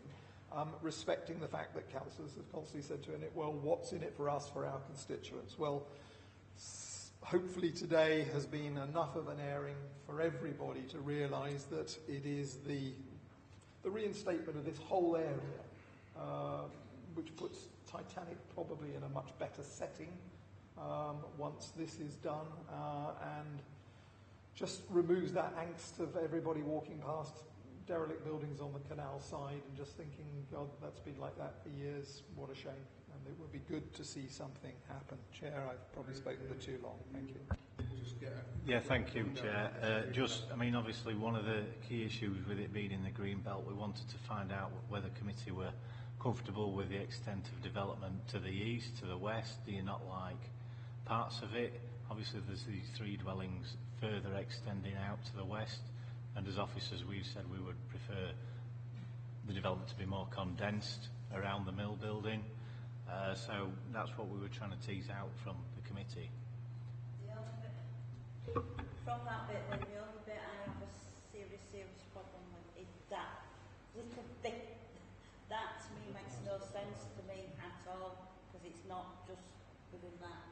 You understand what I mean? That makes no sense to any of the rest of it. If I may respond on that, I fully accept that. I need to get as much houses development on as I can. Strangely enough, you remove 3 houses there, it tips the viability back into negative again. It's just where else can I load it? I don't think for the moment we want to extend the new terrace immediately to the west further, but it is all about volume of house. But we will take that on board, certainly. I suppose the general principle is whether or not this is a situation where it's a very special circumstance to merit building in green belt, and in my view it is, and I fully accept that without building in the green belt, doing anything on this site is not going to be viable. So, Exactly, that is the point. I suppose when push comes to shove is how much development in the Greenbelt can we tolerate? It will all depend, as Councillor Bellamy has said, on what the figures actually say. And I think that some of us might have got to screw up our courage a bit to say we accept building in the Greenbelt in this instance because there are extremely special circumstances.